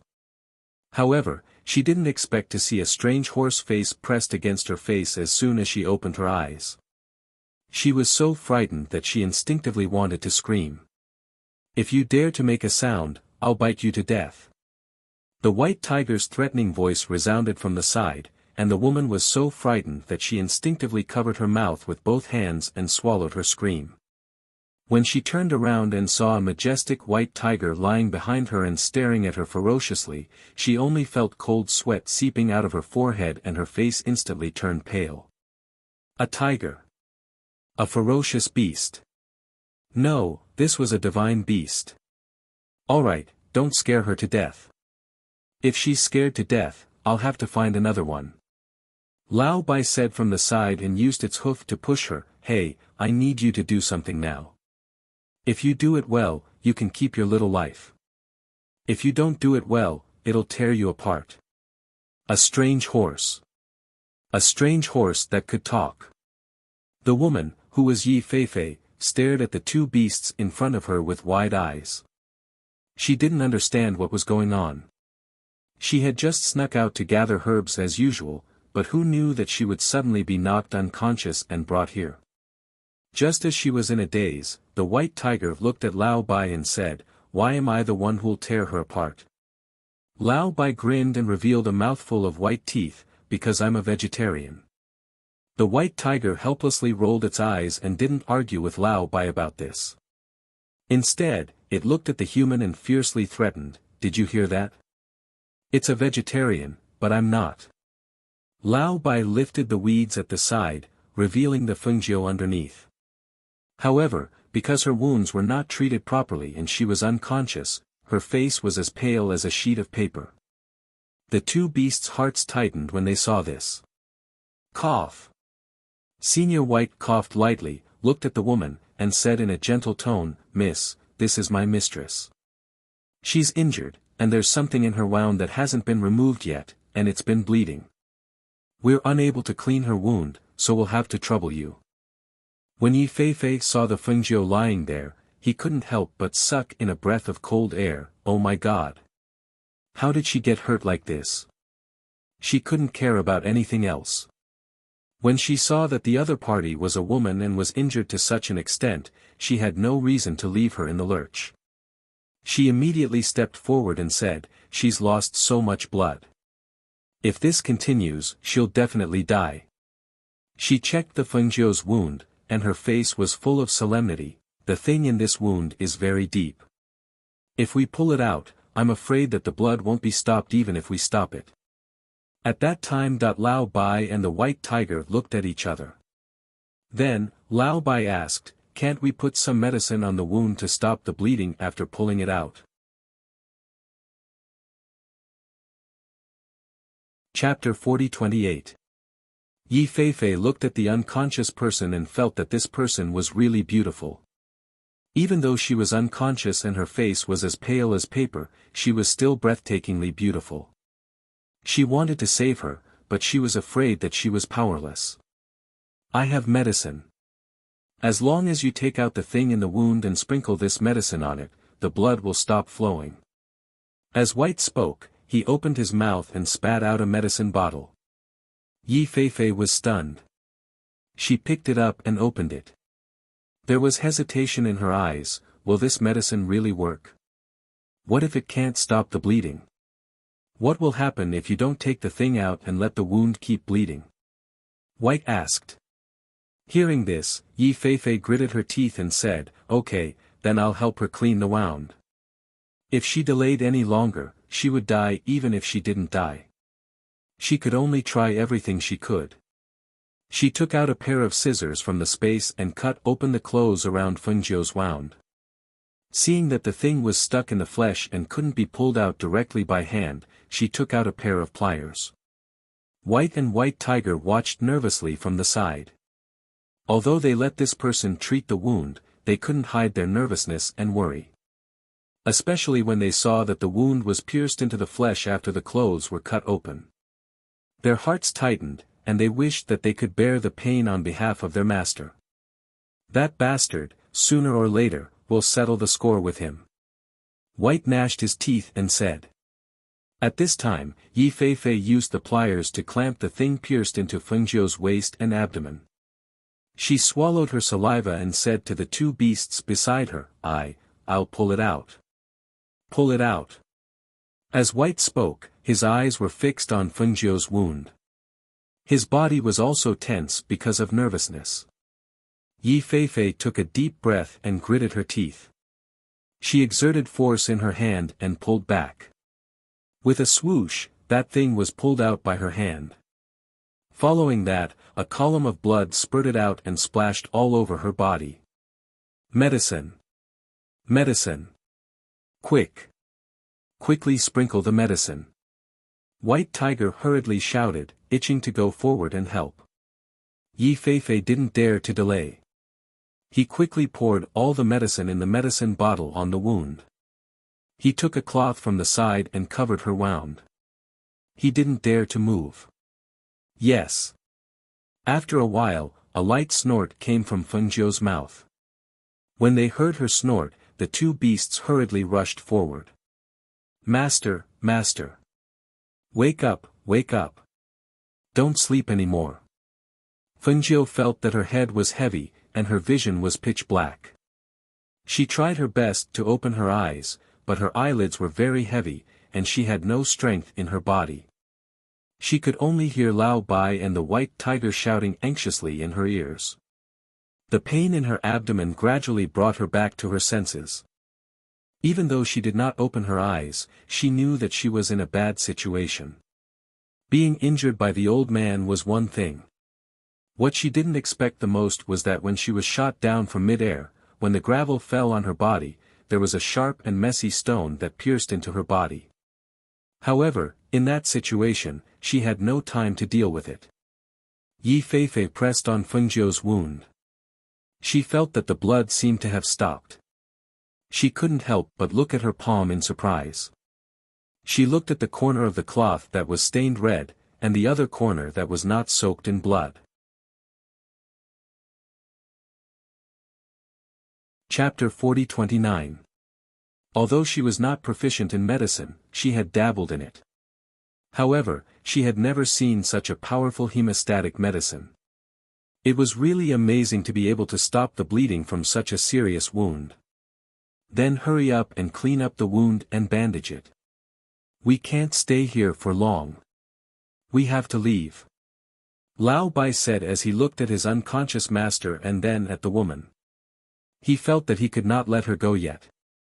She could only leave when they reached a safe place.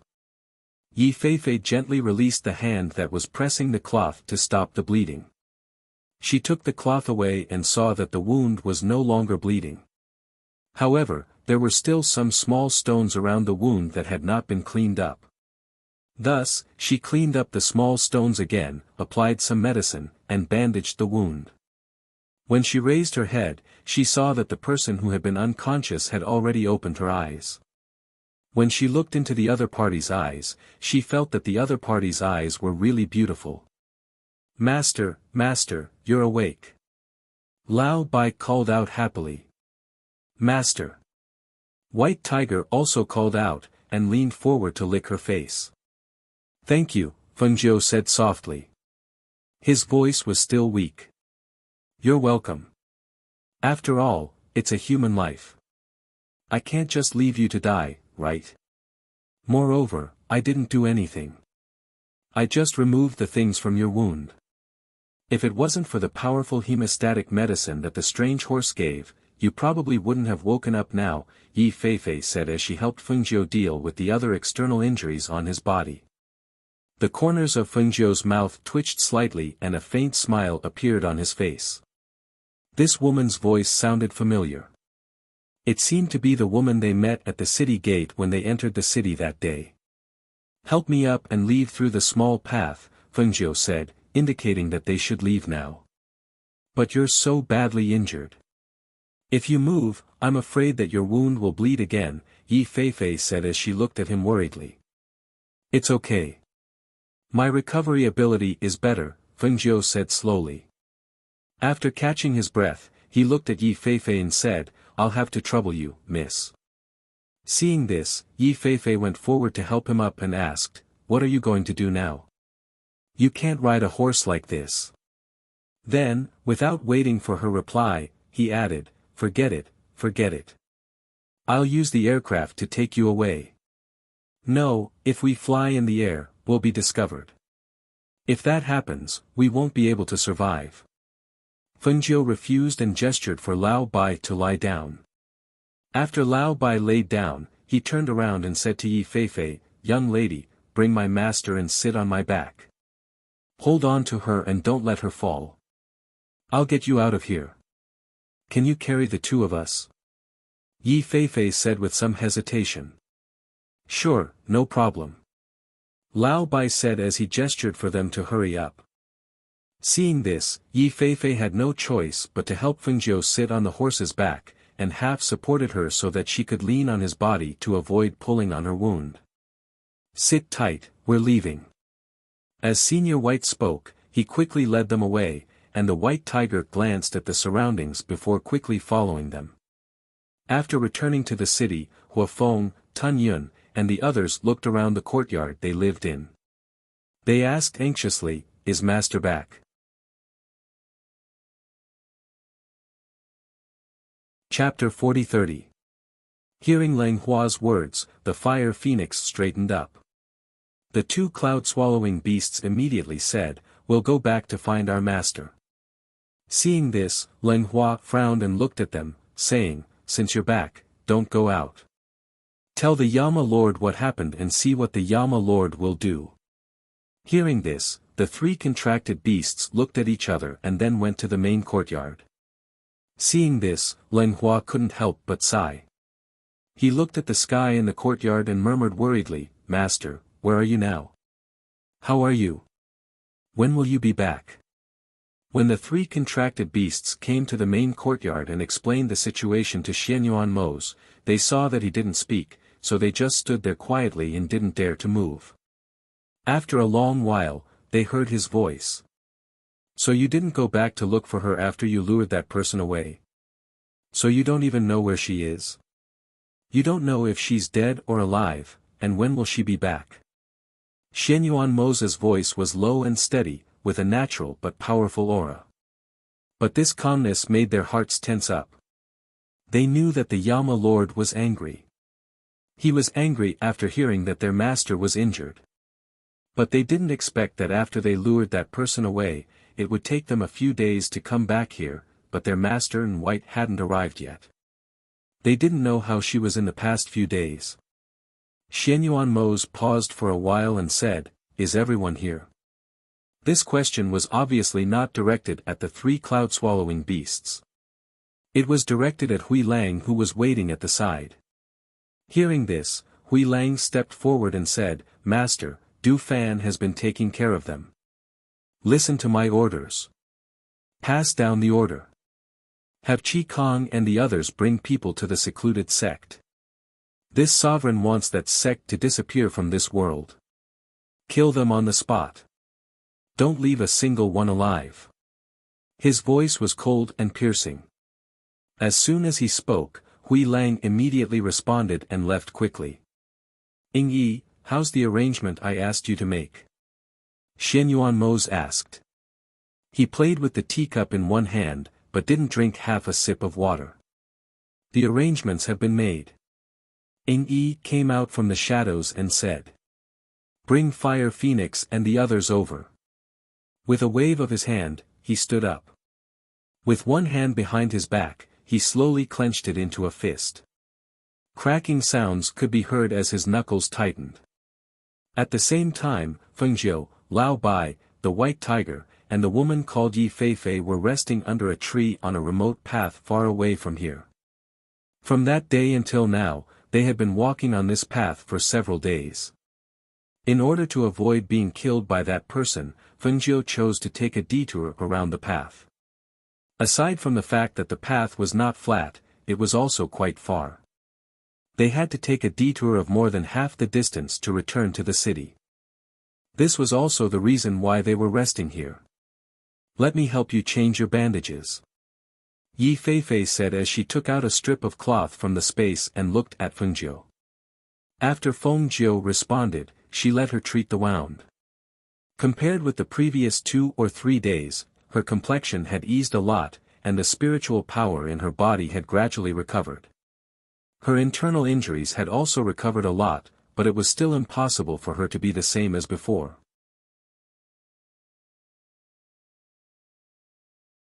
Chapter 40-31. She watched as Yi Feifei helped her treat her wounds. Seeing her serious expression, the corners of her lips curled up slightly, revealing a smile. After Yi Feifei helped her change the dressing on her wounds, she raised her head to see her smiling. She couldn't help but ask in surprise, "What are you smiling about?" Although the two of them had walked together for a few days, neither of them had asked about the other's matters. She didn't ask why she was injured to this extent. Who was chasing after her? She also didn't ask who she was. Why did she appear here? However, these 2 days, she had endured her injuries. She didn't say a word even though she was out in the open. She couldn't help but admire her. You had the chance to leave these 2 days. Why didn't you leave?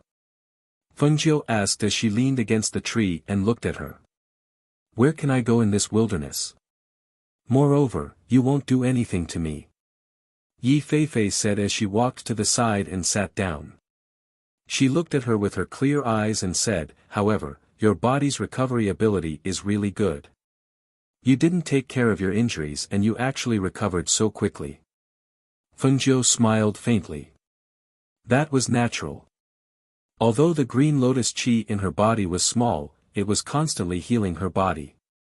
Not only the wounds on her waist and abdomen, even the injuries on her body were gradually recovering.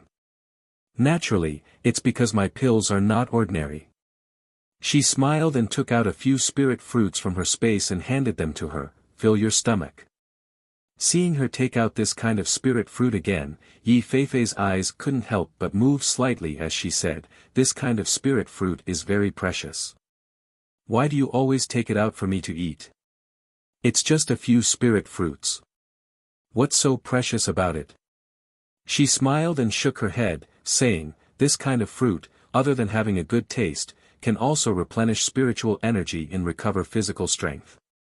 We're currently on the run and can't start a fire in case we attract pursuers. Just take this fruit to fill your stomach. Hearing this, Yi Feifei didn't say anything else. She only took the spirit fruit and thanked her before eating it in small bites. Her family background was not bad, but it was impossible for her to eat this kind of spirit fruit for fun. Firstly, the spirit fruit was expensive, and secondly, even if she wanted to buy it, it might not be sold in the city.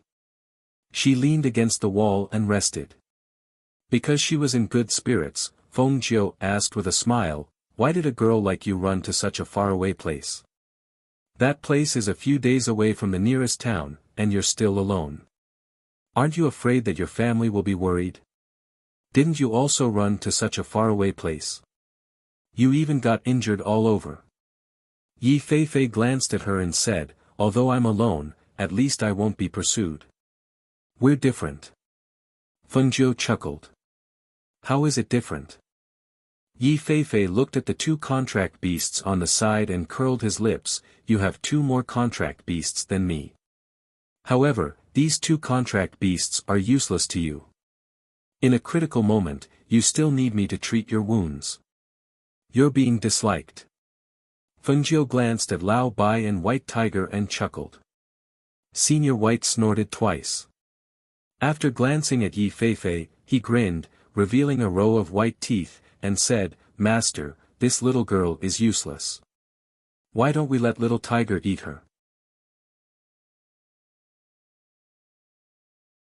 Chapter 40-32. Lao Bai snorted softly and ignored her. White Tiger, who was lying on the side, opened its mouth and stretched. Then, it stood up and looked at Fengjiu. Master, let's continue our journey. It's safe to return home. In its opinion, even if its master's body had recovered a little, it was still not out of danger.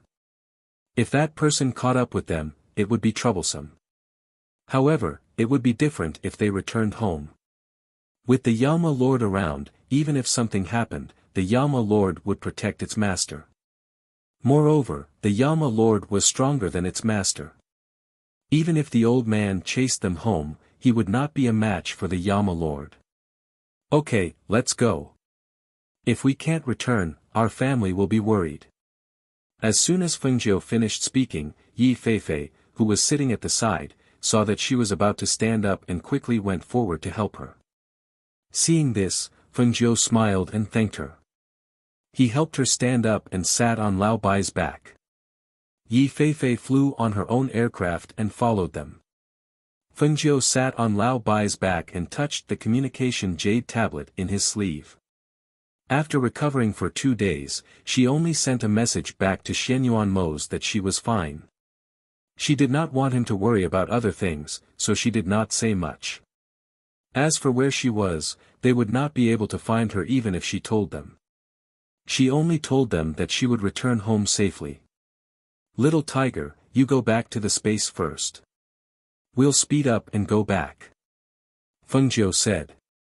He waved his sleeve and put White Tiger into the space. Although Xianyuan Mose didn't say anything at the time and only told her to be careful and pay attention to her safety, she knew that he would definitely do something.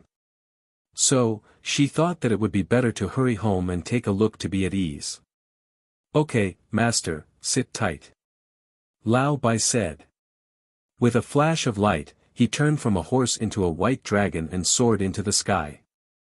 Yi Feifei, who was following them on her aircraft, could not help but be startled when she saw the horse turn into a dragon. She sped up and said, "Why can it change? Isn't it from Malaysia?" When Lao Bai heard this, he raised his head proudly and wagged his tail slightly. Fengjiu smiled and said, "Old White is a mutated draconic horse. He can change between a dragon and a horse. I didn't expect it to be so powerful." Yi Feifei's eyes lit up as he looked curiously at Lao Bai in his dragon form. His eyes were filled with envy. She didn't have a contract beast, because most people could only have one contract beast, so they wanted to find a stronger one. But it wasn't easy to find a strong contract beast. Fengjiu, who was in a hurry to return to the city, did not know what was happening at the secluded sect under Xianyuan Mose's arrangement. She also did not know that the secluded sect, which had been hiding from the world for many years, was in danger of being exterminated a few days after she left. 2 days later, when Fengjiu, Yi Feifei, and Lao Bai were resting at the bottom of a slope, Lao Bai, who was originally lying down, quickly stood up and said to Fengjiu, "Master, someone is coming. I'll go and see who it is."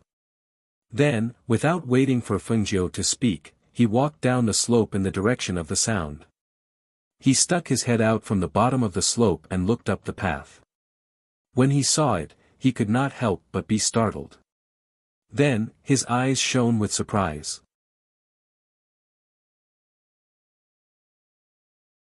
Chapter 40-33.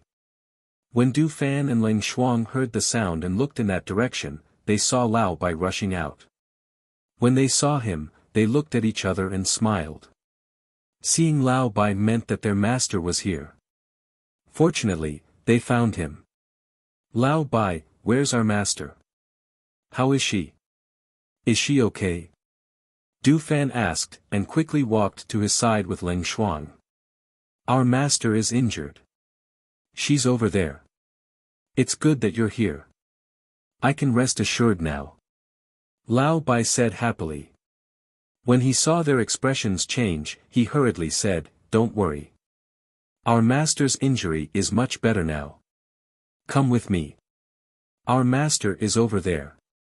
As he spoke, Lao Bai led them to where Fengjiu was. Fengjiu, who was sitting and resting, faintly heard their conversation. She did not move. She just sat and rested, waiting for them to come over.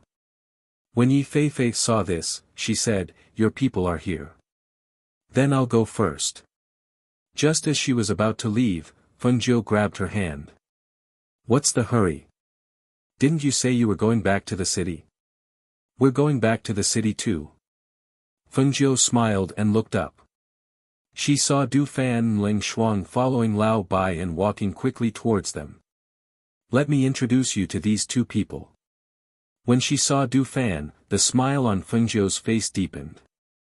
Although she did not lift the curtain to see when they entered the city, she more or less knew what happened on that day. When she saw Du Fan and Ling Shuang, she could not help but be curious. What would happen next?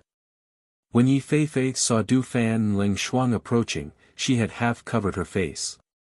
She did not expect to meet these two people, and she did not expect that the woman who had taken care of her for several days would be their master. Thinking of the day when she threw herself on the man and said those words when she entered the city, her face couldn't help but feel a little hot. For the past few days, she had not met anyone because she had been walking on the mountain path. She had also washed away the red birthmark on her face with medicine, but she did not think that the other party would not recognize her. It's over, it's over. What should I do? She lowered her head to avoid him, feeling extremely anxious. What's over? Fengjiu asked with a smile. Master. Du Fan and Ling Shuang walked forward and saw a woman curled up beside Fengjiu with her head half buried, and their master holding her hand. Seeing this, Du Fan frowned and immediately went forward to lift the woman up. Where did you come from? He lifted her up, but was interrupted by Fengjiu before he could finish his sentence. Du Fan, don't hurt her. Hiss. Ouch ouch ouch. Yi Feifei gasped and did not bother to cover her face as she cried out in pain. Du Fan looked and his brows were still furrowed.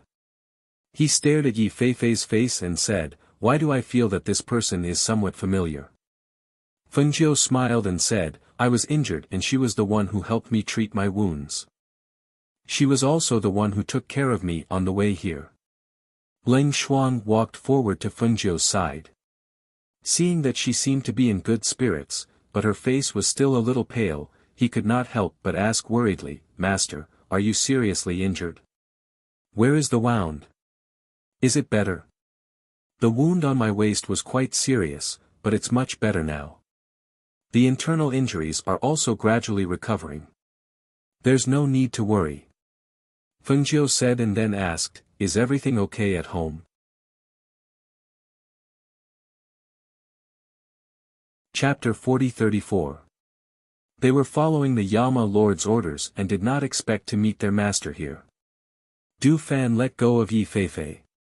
Seeing that she wanted to escape, he immediately reached out and pulled her back. Why are you running away? Who's running away? I'm leaving. There's nothing for me to do here. Your master is also there. I didn't do anything bad to her.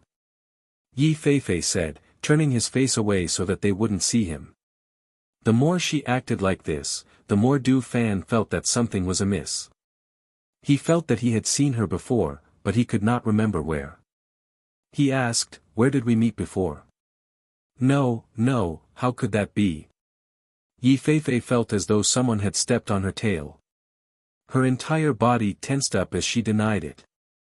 Ling Shuang glanced at her and said, She's the girl we met when we entered the city.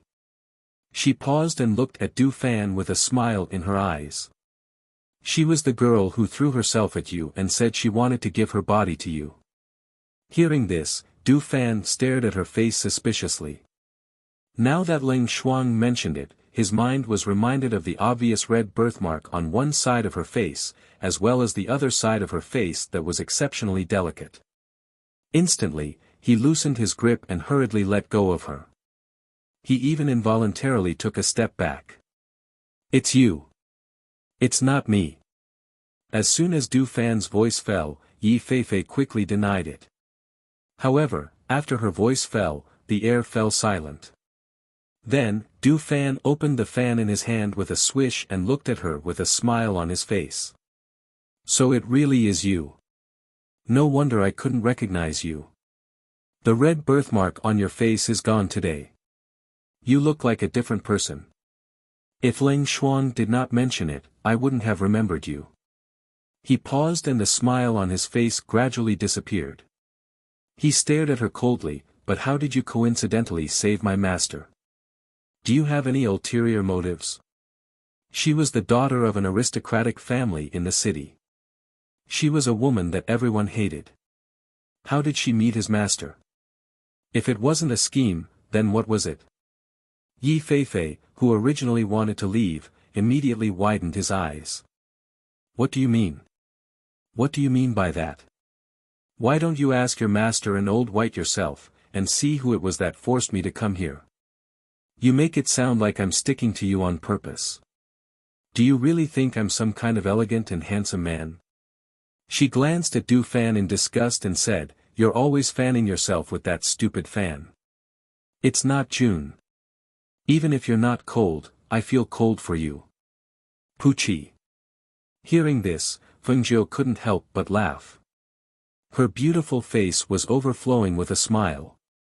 She looked at the stunned Du Fan with a teasing smile in her clear eyes. She couldn't stop smiling. This was the first time Du Fan had met someone who dared to talk to him like that. Interesting. Very interesting. Leng Xuan looked at them and couldn't help but smile when she heard this. She looked back and forth between the two of them, but she didn't say anything. Chapter 40-35. You. Du Fan took a deep breath and pointed at her with his fan. Demeanor, this is called demeanor, do you understand? A good man doesn't fight with a woman, I won't bicker with you. Yi Feifei snorted and ignored him. She crossed her arms over her chest and leaned to one side. Master, the Yama Lord has made a decision these days, he. Du Fan walked up to Fengjiu and squatted down, telling her about Xianyuan Mo's recent arrangements and movements. Hearing this, Fengjiu's eyes flashed, so, he used my name to gather people to destroy that hidden sect. That's right. Calculating the time, it should have been cleaned up by now. Except for Bai Qingcheng, Qin Xian, Leng Hua, and Ing Yi who are at home, the others have followed Qi Kong to that hidden sect. As long as they don't encounter the sect leader, it should be more than enough to deal with the people in that sect. That sect leader is definitely not in the sect.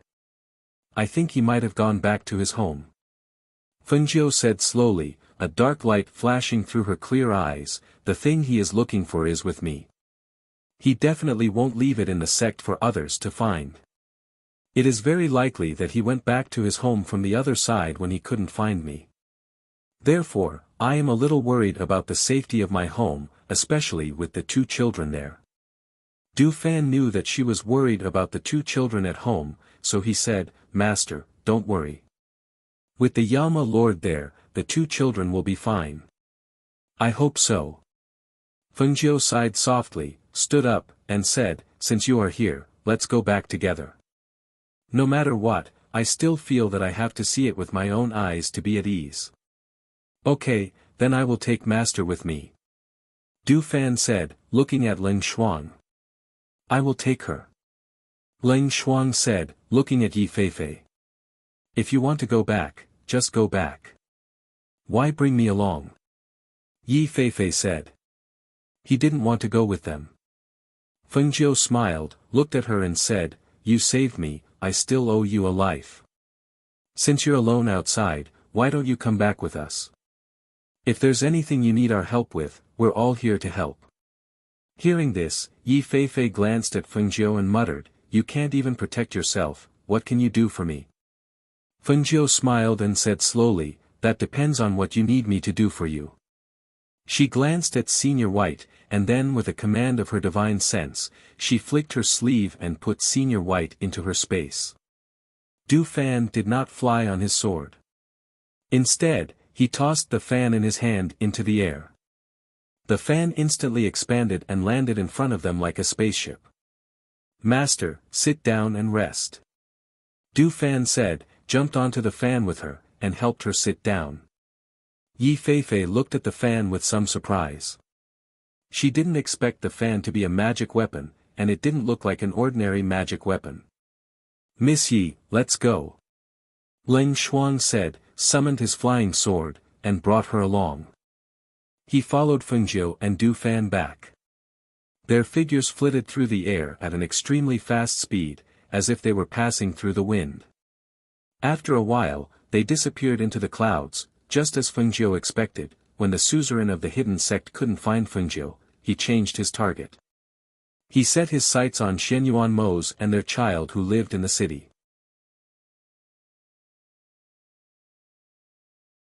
Chapter 40-36. Perhaps it was due to his confidence in his own abilities, but he did not think that he would be a match for the Yama Lord, Xianyuan Mose. After entering the city, he looked no different from an ordinary old man in his grey robes. His hair was white, and he was dressed in simple grey robes. His appearance was inconspicuous, and the pressure and aura he exuded made him look ordinary and inconspicuous. His gaze swept around the surroundings, then he strode forward. According to the news from his sect, the Fengjiu's man and child were staying in this city. As long as he could find the location of her child, he did not believe that she would not hand over the item. When he thought of the item that was taken away, the anger in his heart surged, but he suppressed it. In a house in the city, Xianyuan Mose was drinking tea and playing chess with the monk in the courtyard. After the monk placed a chess piece, he picked up a black chess piece with 2 fingers and played with it for a while. Then, he slowly placed the black chess piece down. The monk glanced at it, then picked up a white chess piece and placed it down. Just as his white chess piece was placed down, the black chess piece followed suit and surrounded the white chess piece, putting him into a dead end. "Almsgiver, your chess style today is very aggressive," the monk said slowly. "Master, are you admitting defeat?" Xianyuan Mose looked at him and asked. He was still playing with the black chess piece in his hand. "This poor monk's chess skills are no match for Almsgiver. We have been playing for an entire morning, but I have not won a single game against Almsgiver. I am ashamed," he said slowly with his palms together. Xianyuan Mose's lips curled up slightly, revealing a faint smile. "It is normal for the master to not win against me." He looked outside the courtyard, as if waiting for something. This poor monk sees that Almsgiver seems to be waiting for someone. The monk looked at him calmly. Xianyuan Mose's deep black eyes flashed with a dark light. He said slowly in a low voice, "I am waiting for someone who is seeking death." As soon as he finished speaking, he looked at the monk and revealed a mysterious smile. "Master, you can stay and take a look. Perhaps it is someone you know." The monk looked at him and didn't say anything. He only lowered his gaze slightly. Ing Yi, who came out of nowhere, stepped forward and changed a cup of hot tea for the 2 of them. Then, he quietly retreated to a dark corner and quietly guarded them. Suddenly, Xianyuan Mose's eyes flashed as he played with the chess piece. A cold light flashed in his eyes as he stood up in an instant. With a wave of his black robe, he disappeared from the courtyard in the blink of an eye. When the monk saw this, he looked up and hesitated for a moment. Then, he stood up and walked out. At the same time, at the back door, the sect leader of the hidden sect was quietly entering the back door. However, as soon as he stepped into the back door, he felt a wave of energy flow. He immediately withdrew his foot, but it was too late. Swish! A sharp air current streaked across the air and attacked the old man.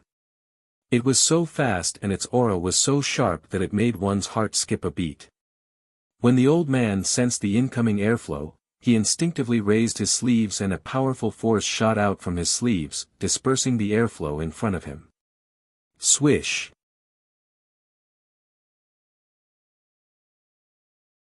Chapter 40-37. The old man narrowed his eyes and looked back. He saw a handsome man in a black robe standing not far away. The other party had one hand behind his back and the other in front of his abdomen. His figure was as straight as a pine tree. His restrained aura revealed a powerful aura. Just by standing there, he gave people an indescribable sense of shock. "You are the Yama Lord Xianyuan Mose." The old voice was filled with hostility. It was not a question, but an affirmation. At first glance, the old man's eyes were filled with dread. This person's aura was very strong. In an instant, the information about the Yama Lord Xianyuan Mose flashed through his mind. "I have been waiting for you here for a long time. As Xianyuan Mo spoke, his hand moved, and the Xianyuan sword appeared in his hand. He turned his palm and pointed the tip of the sword diagonally to the ground. The spiritual aura in his palm surged, causing the Xianyuan sword to also surge with spiritual aura, bursting out a powerful sword aura. As soon as his voice fell, his black figure rushed out like lightning. He waved the Xianyuan sword in his hand and attacked the old man at a speed that was too fast for the ears to cover. The old man was shocked. He immediately leaped into the air and jumped more than 10 meters away from the ground. He stood in the air and avoided the attack. Whoosh! Bang! The sharp sword aura slashed the ground, cutting a mark on the ground. With a bang, dust flew up, and the spiritual aura surged. At that moment, all the forces in the city were alarmed. What's going on? Where did they start fighting again? In a family, a middle-aged man who heard the commotion hurriedly jumped into the air and jumped onto the roof of his house to look in the direction of the sound. When he reached the roof, it turned out that he was not the only one. The people around who heard the sound had also jumped onto the roof to check the news. From afar, they could only see two figures fighting in midair.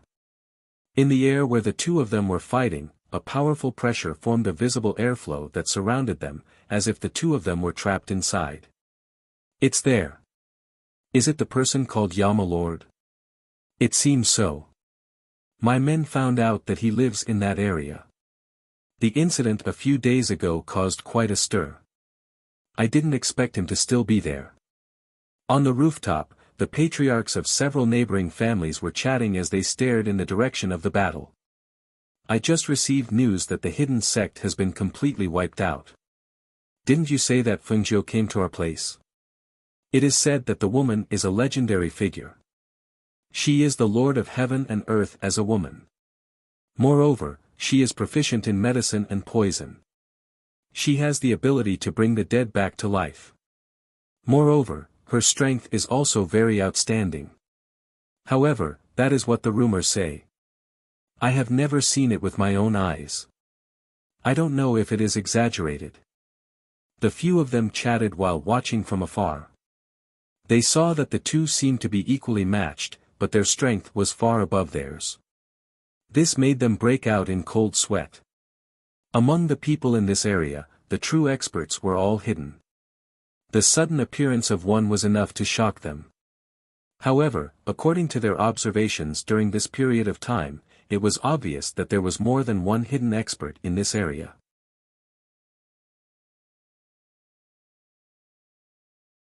Chapter 40-38. Xianyuan Mo stared at the old man coldly. The Xianyuan sword in his hand fell on the old man's shoulder and was caught by his palms together. However, the blade was still stuck on his shoulder. As it could not be cut down, he pulled the sword out of his hand. The moment he pulled the Xianyuan sword back, the old man cried out in pain. Blood immediately splashed out from the hand holding the Xianyuan sword and the shoulder that was cut by the blade. He did not give the old man a chance to breathe. The moment he pulled the Xianyuan sword back, the blade in his hand attacked again, quickly and fiercely toward the old man's fatal spot. Seeing this, the old man gritted his teeth. His body suddenly fell from mid-air into the courtyard below. He pushed with both hands, and a powerful force hit the things in the courtyard with a whoosh.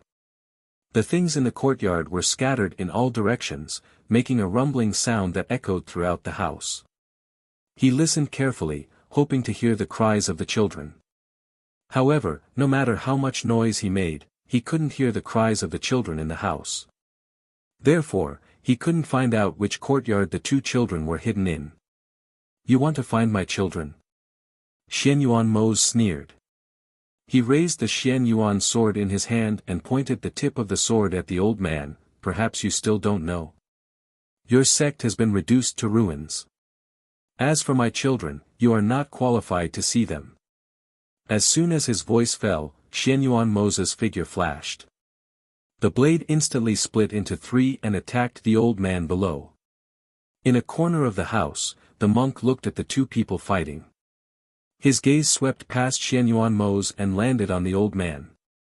He said, "This person is the master of the hidden sect, right?" Ying Yi stood not far behind and watched. When he heard the monk's words, he did not answer. He just watched the old man's expression gradually change. The aura on his body gradually changed, and his eyes gradually turned blood-red. Because of the change in his aura, the momentum of his whole person also changed in an instant. The old man, who had originally avoided a head-on confrontation with his master, actually turned around at this moment. A voice full of hostility came out of his mouth. "I'm going to kill you. I'll kill you all." A ruthless aura burst forth from his body, and a powerful airflow violently attacked Xianyuan Mo's. It was as if he didn't want to live anymore, and was actually fighting like he was going to die in order to find a way out. As soon as Feng Jiu and Du Fan entered the city, they sensed that something was off in the city. When two god kings clashed, all the cultivators in the city would be able to sense it if the pressure of their strength permeated the surroundings. Therefore, as soon as they entered the city, they felt a powerful pressure enveloping the city. As expected, they have come, Feng Jiu said, a cold light flashing through her clear eyes. She said to Du Fan, "Let's go." Du Fan took her in the direction of the house, but he did not take her directly back to the house. He sent her to a place near the residence and said, "Mistress, you're still injured and your strength hasn't recovered yet. It's best if you don't get too close. Just stay here and watch. With the Yama Lord at home, nothing will happen." Ling Xuan also landed on the side with Yi Feifei. However, they could not see the situation in the courtyard from here.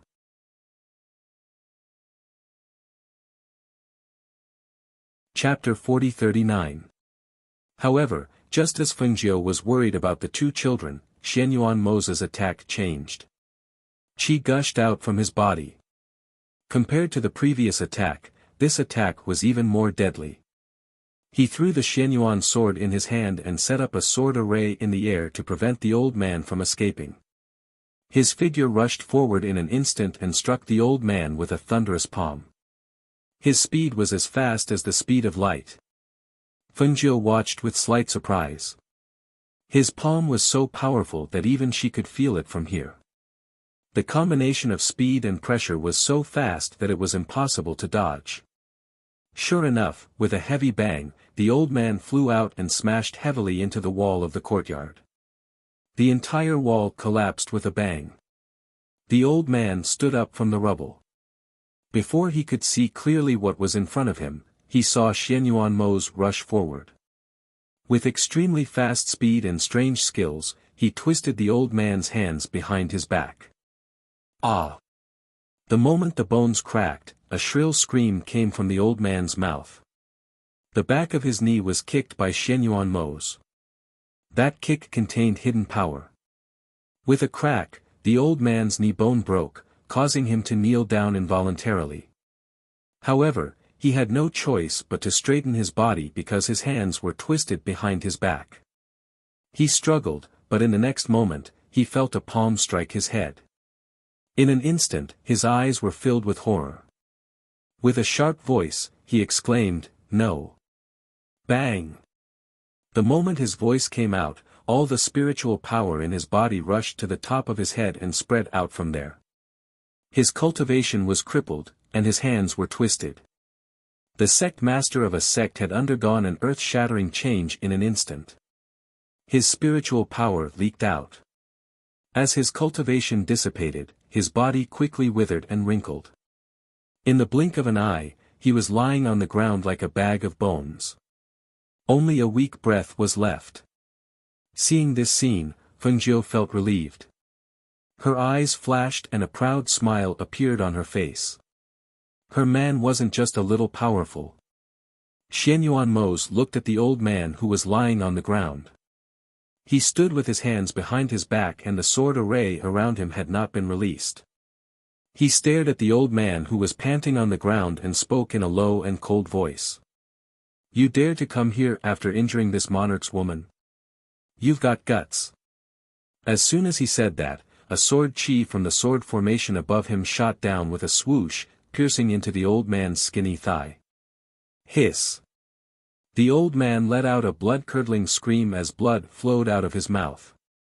Because his arms were broken, he could only lie on the ground powerlessly. His face was pressed against the ground as blood dripped down from the corner of his mouth. Since you've delivered yourself to my doorstep to seek death, I'll naturally grant your wish. As soon as Xianyuan Mo's finished speaking, the second sword chi struck down from above, aiming for the old man's shoulder. The old man let out a muffled groan. His already weakened chi seemed to have been cut off after the second sword chi pierced through him. He lay on the ground, motionless.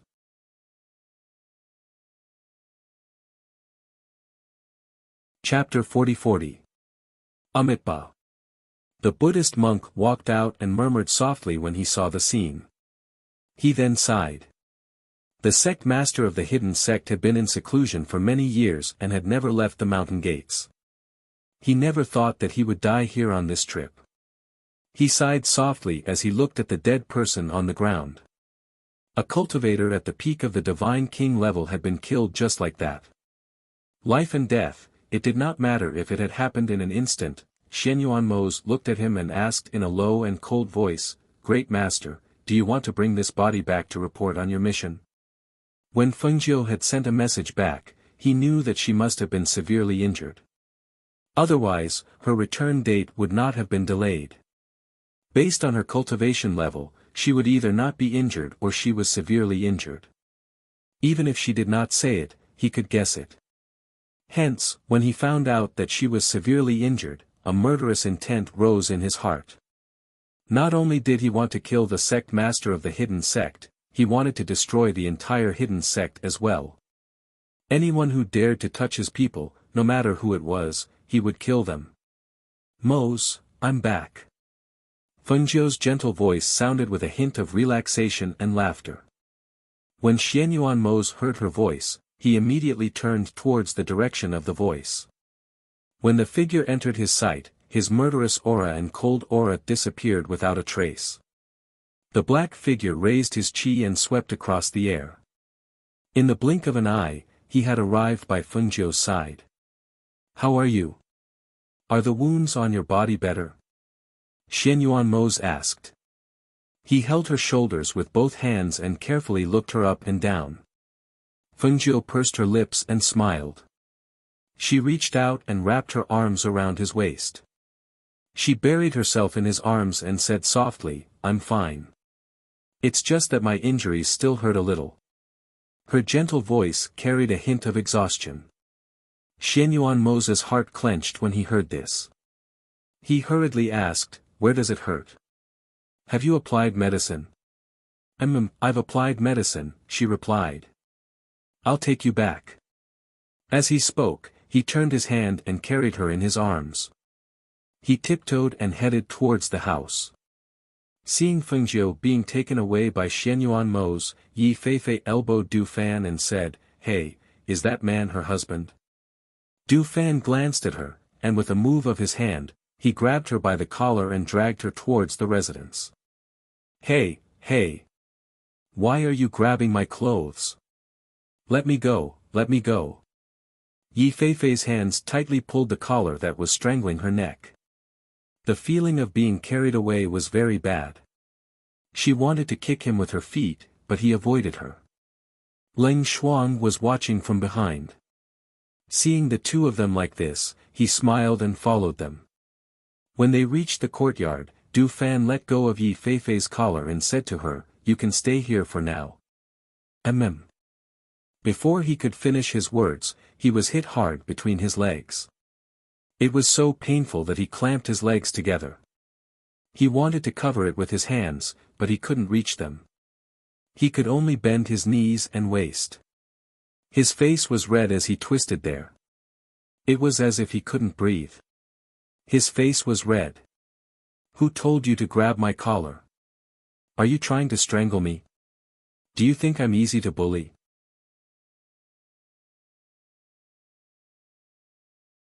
Chapter 40-41. Ing Yi, who was walking over, saw this scene and couldn't help but look at Du Fan sympathetically. It was true that he wouldn't be crippled, but it was painful. Men were the most vulnerable in this area. If it wasn't painful, Du Fan wouldn't be speechless for a long time. His face was still red. He absolutely believed that his red face wasn't because of shyness, but because of the pain that made his blood rush to his head. TSK, to think that there would be a day when he would fall for her trick. Ing Yi looked at him gloatingly, then glanced at the woman. He was puzzled. Who was this woman? Why was she brought here? Fengjiu had already been carried back to the courtyard by Xianyuan Mo's. The monk also turned and left. Only Du Fan, Ing Yi, Leng Shuang, and Yi Feifei were left. At this time, Leng Shuang looked around, then walked up to Du Fan and asked, "Are you okay?" I. Ouch. Du Fan panted heavily as he glared at Yi Feifei, who was looking at him provocatively. Because he couldn't bring himself to cover his crotch with both hands in front of the two women, he could only clamp his legs together and press his hands against his legs as he gasped for air. "Then I'll take her to rest first. I'll come find you later," Leng Shuang said and nodded at Ing Yi. Then he said to Yi Feifei, "Come with me." Yi Feifei looked at Du Fan and snorted lightly, then followed Leng Shuang and left with light steps. As soon as they left, Du Fan immediately covered his crotch with both hands. Ouch. This woman is so cruel. So cruel. She wants to cripple my manhood. What kind of hatred and resentment is there? So cruel. Who is this woman? Why did you bring her back? Ing Yi looked at him and asked. She came back with the master. She saved the master halfway and treated the master's wound, Du Fan said while gasping for air. After a while, he slowly straightened his back. She looks familiar, Ing Yi said thoughtfully. He vaguely felt that he had seen her somewhere before. She's the love-struck woman when we entered the city, Du Fan said angrily. Hearing this, Ing Yi was slightly surprised. Really? Yes, it's her. I don't know what she's up to, but the red birthmark on her face is also fake. This woman saved the master halfway. I don't know if it was a coincidence or on purpose. Now that she's back, I have to find some time to investigate her background, Du Fan said. Then he asked, why didn't I hear the little master's cry? SSS. That's D. And the fire phoenix and Ling Hua is, and so, that, teat. When Du Fan heard that it was actually such an arrangement, he finally relaxed and asked, then when will Qi Kong and the others return? They're already at Shanwei. They'll be back once they're done. Don't worry about them, Ing Yi said. While the two were chatting, Xianyuan Mo's brought Fengjiu back to the main courtyard. He carefully placed her on the bed and asked, is it an internal injury?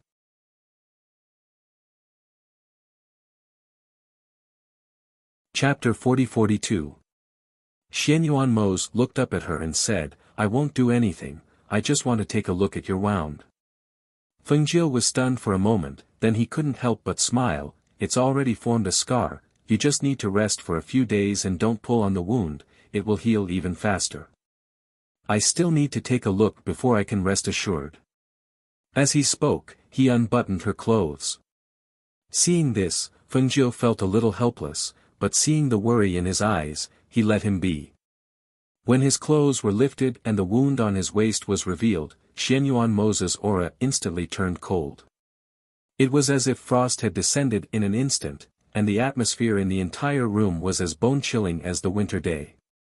The wound is very deep, what did you injure you if not a sword? His voice was low, but one could still hear the faint trembling in his voice.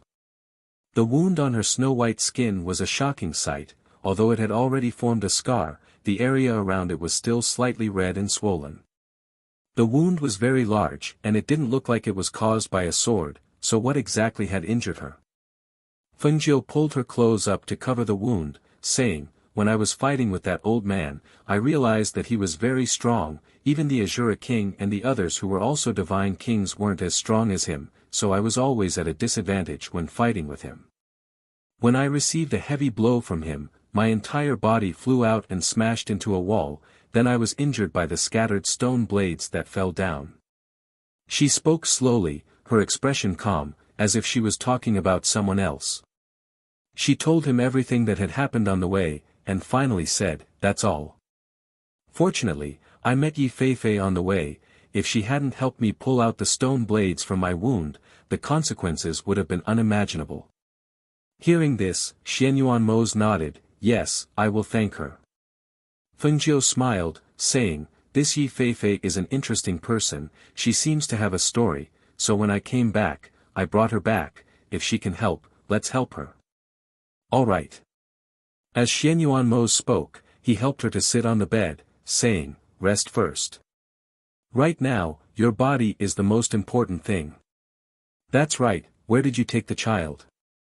Fengjiu asked, her gaze landing on him. When they were fighting, she knew that the child wasn't in this house, otherwise, he wouldn't have fought without any worries. "I asked Ding Yi to find a safe place, and let Leng Hua and the others take the child there to lie low for a while." As he spoke, he patted her hand and said, "You don't have to worry. Hua Feng and the others are also guarding there. Nothing will happen. Moreover, this hidden sect has been uprooted. They won't be able to cause any more waves, so there's no need to worry." 2. Of course, I too. B. But I've been away for so long, TTS to this, and to 2. Then you should sleep first. You haven't had a good rest on the way back, you look very haggard, have a good sleep first, when you wake up, the child will be by your side. Xianyuanmos said, still hoping that she could sleep for a while and have a good rest. "Yes, stay here with me," Fengjiu said, holding his hand.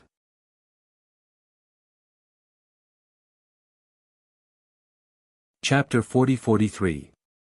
After accompanying her to sleep and seeing that she was fast asleep, he took out his communication jade tablet and asked Leng Hua and the others to bring the child back. In the courtyard outside, Du Fan, Ying Yi, and Leng Hua had already begun to tidy up the house. Although some people in the city were watching from afar, they did not approach. Because they all knew who lived in that house. No, perhaps it should be said that they already knew that there were these people in the city. After all, the people that the ghost Dr. Fengjiu had gathered a few days ago had all stayed in the city. They just did not know where the ghost Dr. Fengjiu lived. However, after this commotion, it was hard not to know. To them, they had only heard about the ghost Dr. Fengjiu. They had not personally experienced it, so they did not know if the other party was really that powerful. However, with all the news that had been spreading recently, they knew that even if they had not personally experienced it, even if they had not personally seen it, this ghost Dr. Fengjiu was truly powerful. If they did not know, those hidden experts would not have revealed themselves because of the news, and would not have helped them to destroy that hidden family. Seeing that the house was gradually returning to peace, the middle-aged men returned together, discussing in low voices, "I heard that those who stepped forward to help will all receive a pill refined by the ghost Dr. Fengjiu. What pill is so powerful? To be able to make those hidden experts step forward to help?" Another person asked. "You don't understand. This is not only because of that pill, but also because of the name of the ghost Dr. Fengjiu. Don't you know? There are already many people saying that the Lord of Heaven and Earth in this area will be the ghost Dr. Fengjiu. To become the Lord of Heaven and Earth in this area, how strong must one's spiritual energy be? And didn't they say that the ghost Dr. Fengjiu was already the Lord of Heaven and Earth in other places? She still wants to take over this place. That's what they say, but I heard that the ghost Dr. Fengjiu has another identity, Feng Xing, and her husband is the destined monarch. If the husband and wife work together, as long as they have this intention, the people from other places will not fight with them for our land. After all, if we really want to talk about it, this place cannot compare to other places. The few of them discussed in low voices as they walked, until they were far away. On the other side, after hearing the order, Leng Hua informed Qin Xian and had them pack up and bring the two children and a few contracted beasts back to their original house. The place where Ing Yi had picked was quite a distance away, but it wasn't very far. Therefore, it didn't take long for them to return to the house. "You're back. How are the little masters?" Du Fan asked, looking at the two children in their arms. "The little master is sleeping. What's the situation here?" Leng Hua asked, letting Qin and the others take the child back first. "That hidden sect came to our door, but they were killed by the Yama Lord. We're cleaning up the place." Du Fan said, and looked back, saying, "They fought here, and several walls have collapsed. I think we'll have to get someone to clean it up." "What about little master? How is she?" Leng Hua asked.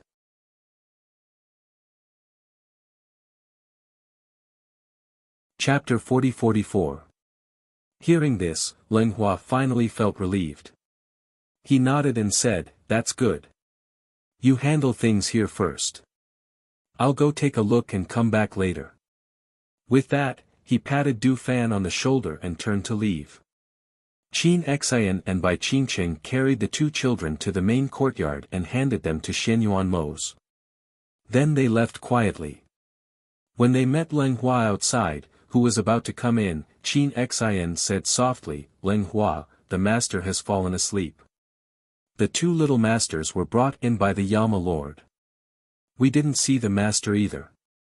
Hearing this, Leng Hua, who was about to step in, paused and said, "Then I won't go in and disturb them. I'll go to the kitchen first." With that, he turned and left. Qin Xian and Bai Qingqing also left. Because the house had just been through a battle, it was a little messy everywhere. They had to help clean it up. In the room, Xianyuan Mo's carried the two children to Fengjiu's side and let the two little guys sleep soundly beside her. He sat by the bed and watched over them. His heart was full of tenderness. If things were peaceful, they would be like an ordinary couple.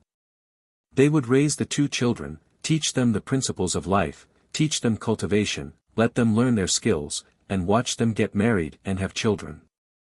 However, no matter if it was her or him, they were not ordinary people. Their lives would never be peaceful. What they lacked most and could not be like ordinary people was peaceful years. Seeing that she came back and stayed by his side and the children's side, he finally felt relieved. However, when he thought of the monk's half-hidden words, he still frowned slightly. What did the monk mean by that? Perhaps because she didn't have a good rest on the way, Fengjiu fell into a deep sleep as soon as she came back. She didn't even know that Xianyuan Mo's put the two children beside her to sleep with her. She only woke up when the sky darkened and the two children cried when they woke up. Wah! Wow! As soon as one of the children started crying, the other one started crying as well. Two loud cries rang out, and could be heard from inside and outside the courtyard. She flipped over and sat up, only to see Xianyuan Mo's carrying a child. "He's probably hungry," Xianyuan Mo said. Seeing her sit up to hold the child, he hurriedly reached out to stop her. "You still have injuries on your body. The wound on your waist and abdomen is like that. It's better not to hold the child, so as not to pull the wound." "I'm fine. The wound has already scabbed over," Fengjiu said as she picked up the child. Once the soft little fellow was in her arms, he sniffed like a puppy. Perhaps because he smelled a familiar scent, the little fellow squirmed into her arms and stopped crying. Seeing this, Fengjiu's lips curled into a smile. "Look at our daughter. She still recognizes me when I come back.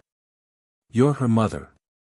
Naturally, she will recognize you," Xianyuan Mo said as he sat down by the bed. "They're still so young. I left them for you to take care of. Actually, I was worried that they wouldn't recognize me if I left for too long," she said softly as she gently stroked the children's hair.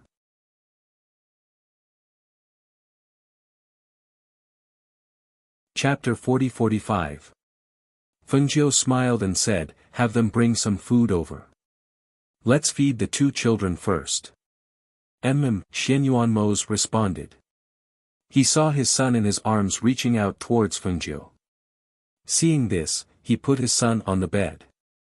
As soon as he put him down, the little boy rolled over and crawled into Fengjiu's arms.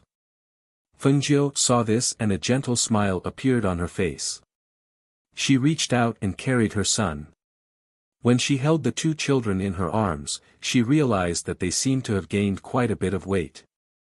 Ah! The two little guys stopped crying.